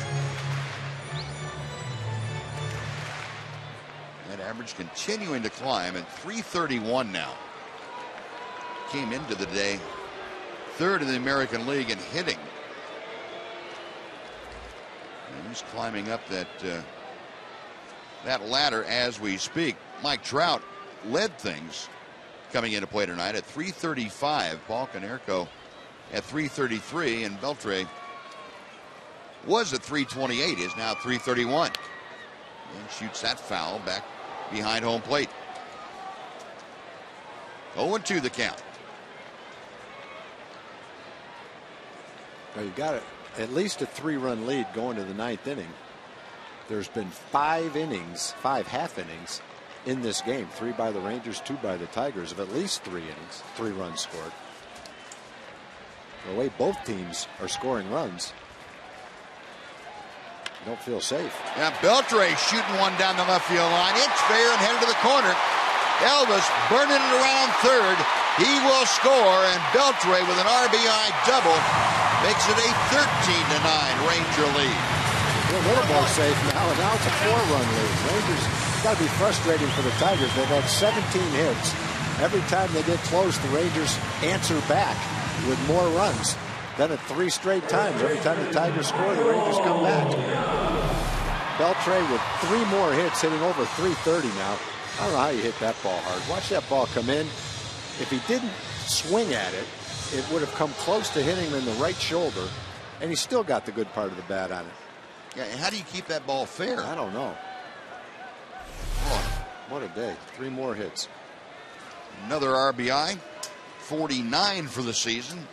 Here's Michael Young. And Michael's had a good night. He's 2 for 4 with an RBI and a run scored. The 13-9. Rangers keep bouncing back after the Tigers' mountain challenges. Rangers say, well, we have something to answer that with. Young, a ground ball up the middle. Rayburn is there. Bobbles it. He'll have no play. He throws it anyway and almost threw it away. That would have been something. Fielder didn't expect the throw. There was no play at first base. Fielder had kind of let up, expecting no throw from Rayburn. He had to react to a bad throw. It almost came close to getting right by him for another run. That's going to be an error on Ryan Rayburn at second base. The second error tonight committed by the Tigers. Yeah, and remember the first batter of this inning was a pop up to second base that fell for a double. And then the attempted sacrifice bunt that turned into a base hit that was almost thrown away. Yeah. So it has not been a pretty inning defensively for the Detroit Tigers. The Rangers have had 16 hits, 2 errors go their way, 13 runs. They've only left 4 men on base. It's because they've used the long ball for so many of their runs. This ball up and into Nelly Cruz.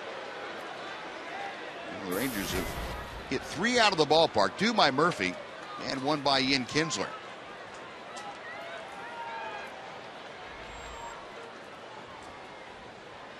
Nelly Cruz 0 for 3 officially as he looks at an off-speed pitch in and over. Cruz reached by an error in the second and scored. And he walked in the 5th and came around to score. Right now he has runners at the corners. Joe Nathan was throwing. Nathan's ready, and I think Sheppers is throwing too in case Nelly launches one and turns it into a 6-run game again.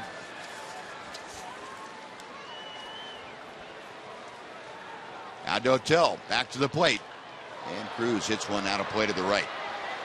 Well, the way this game's going, I might bring Nathan in. It's a 7-run difference. There's been a lot of hard hit balls. There's been a lot of balls finding holes.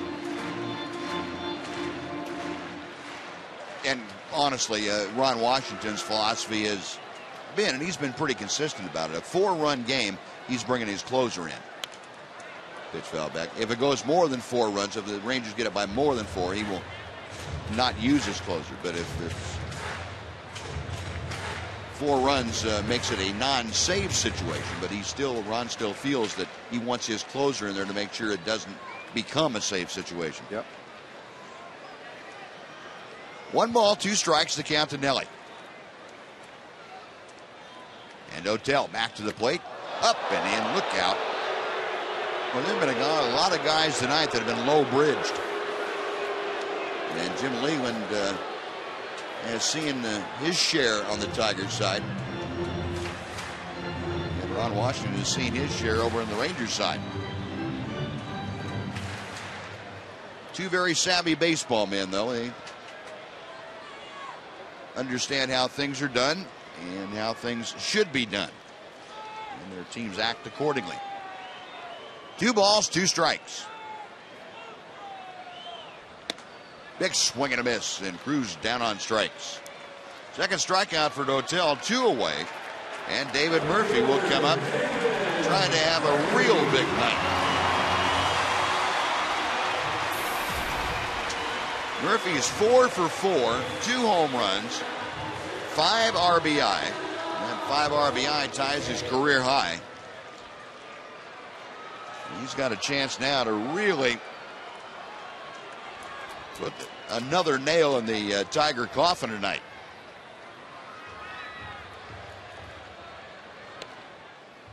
First pitch is just off the outside corner. Murphy now, by going 4 for 4, is hitting .285. That is up 16 points since the start of the game. Murphy has a couple of 5-hit games in his career, so this is not new territory. Maybe rare, but it's not new. Looks at a strike. It's 1-1. Hasn't had one, though, since back in September of 2010. Beltre down the line from third, Young away from first, and the pitch is off speed and high, and Gerald Laird came out, bluffed to throw to third, and coming down the line, Beltre just froze and stared at him. Said, "I dare you. Go ahead and throw it." Yeah, he knows where Cabrera is. Yeah. Cabrera's over at third base, way off the bag, so he's not going back there. He hopes Gerald throws it to go right into left field. High and away, 3 balls and a strike to David Murphy. Pitch number 30 for Dotel this inning. Hasn't had a whole lot of help from his defense, though.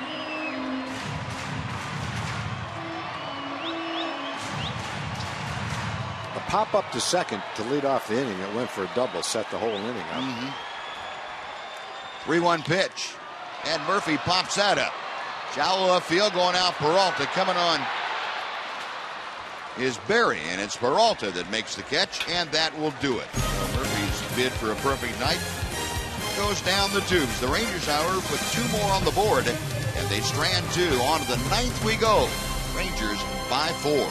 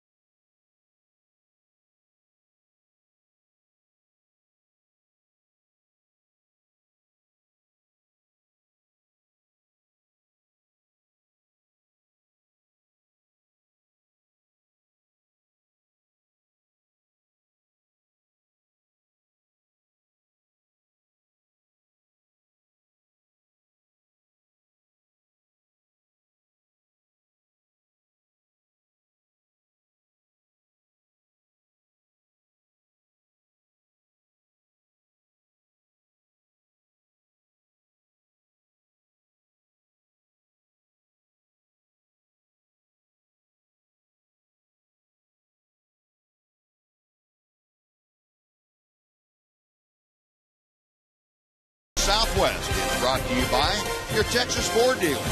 Want to break up with a vehicle that's breaking down? Then head to your Texas Ford dealer and drive the best in Texas. By Budweiser. Great times are waiting. Grab some buds. And by the Progressive Insurance Group. From money-making car insurance quote, call 1-800-PROGRESSIVE today. Joe Nathan on to pitch the 9th inning, a 4-run lead for the Rangers, and Nathan goes to work on Brennan Bosch and gets a swinging strike 1. Nathan is 17th save of the year in last night's 7-5 Ranger win. No save situation here tonight, just trying to close things out, but boy, this Tiger ball club has shown that no matter what they've been doing lately, they are swinging the bats in this series. And Bosch fouls it back and out of play. Yeah, there were several guys who were cold coming into the series who are leaving feeling a little bit better about themselves.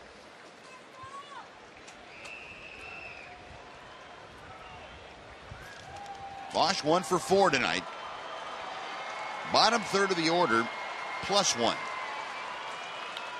And Bosch fouls it straight back and out of play. Bosch, the 8th hitter. Ryan Rayburn will follow, and then back to the top of the order for Austin Jackson.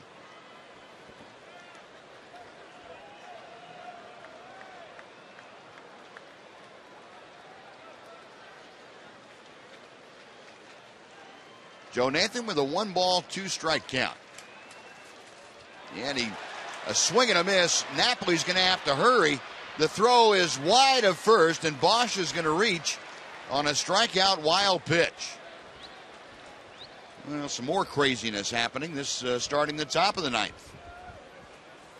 He made the pitch he wanted to make, down and in, and probably 19 out of 20 times Napple blocked this ball. It's in the dirt, and it just barely got underneath his glove and just barely got through his legs. Yeah, you're right.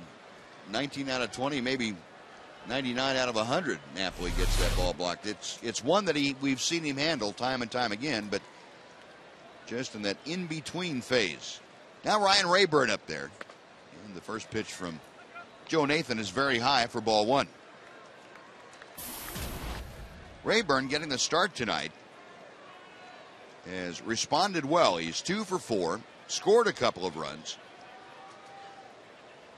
And right now trying to spark a 4-run comeback for the Tigers. He fights one out of play off to the right. And it's 1 ball, 1 strike.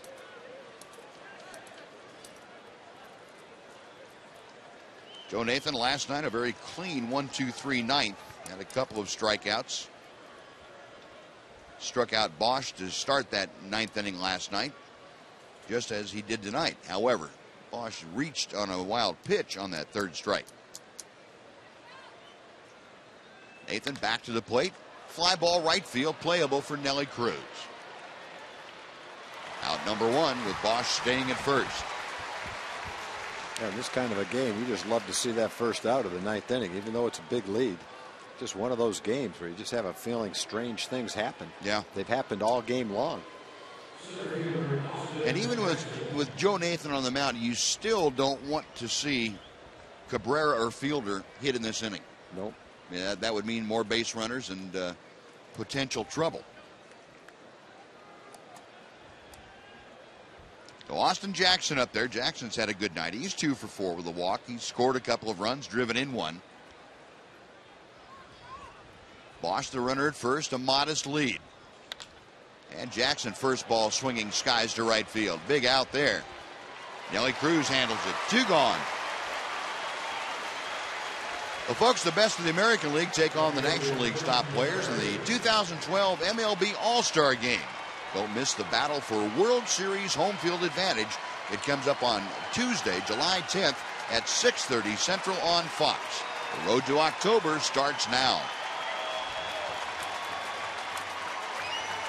Well, these two teams were the last 2 standing last October in the American League. Rangers winning that league championship series and moving on to the World Series. And trying to close out a series win here against the Tigers.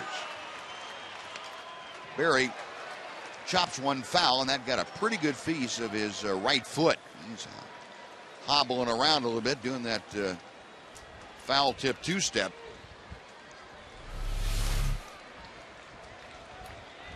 Oh, my goodness. Well, hit him right in the knee. You wear that protection, the shin guard, and you can't go up there with knee guards and the whole thing, although I think Quentin Berry would wish he had.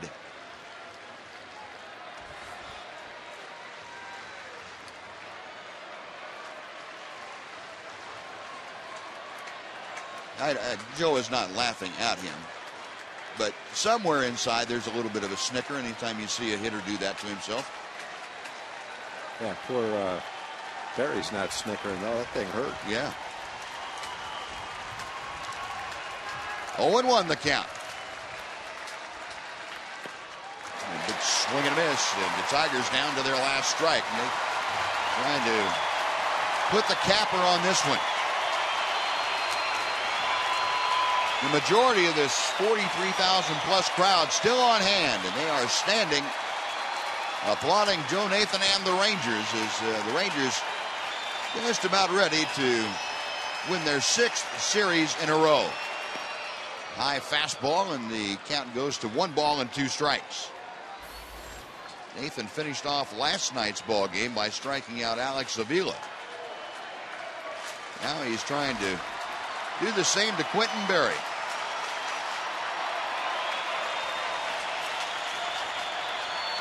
The 1-2 pitch in the dirt. And Napoli down on both knees to block that one. No, it's 2-2. Nathan started the inning by striking out Bosch, but on a wild pitch that eluded Mike Napoli. Bosch able to reach. A couple of fly balls to right. And now a 2-ball, 2-strike count to Quentin Berry.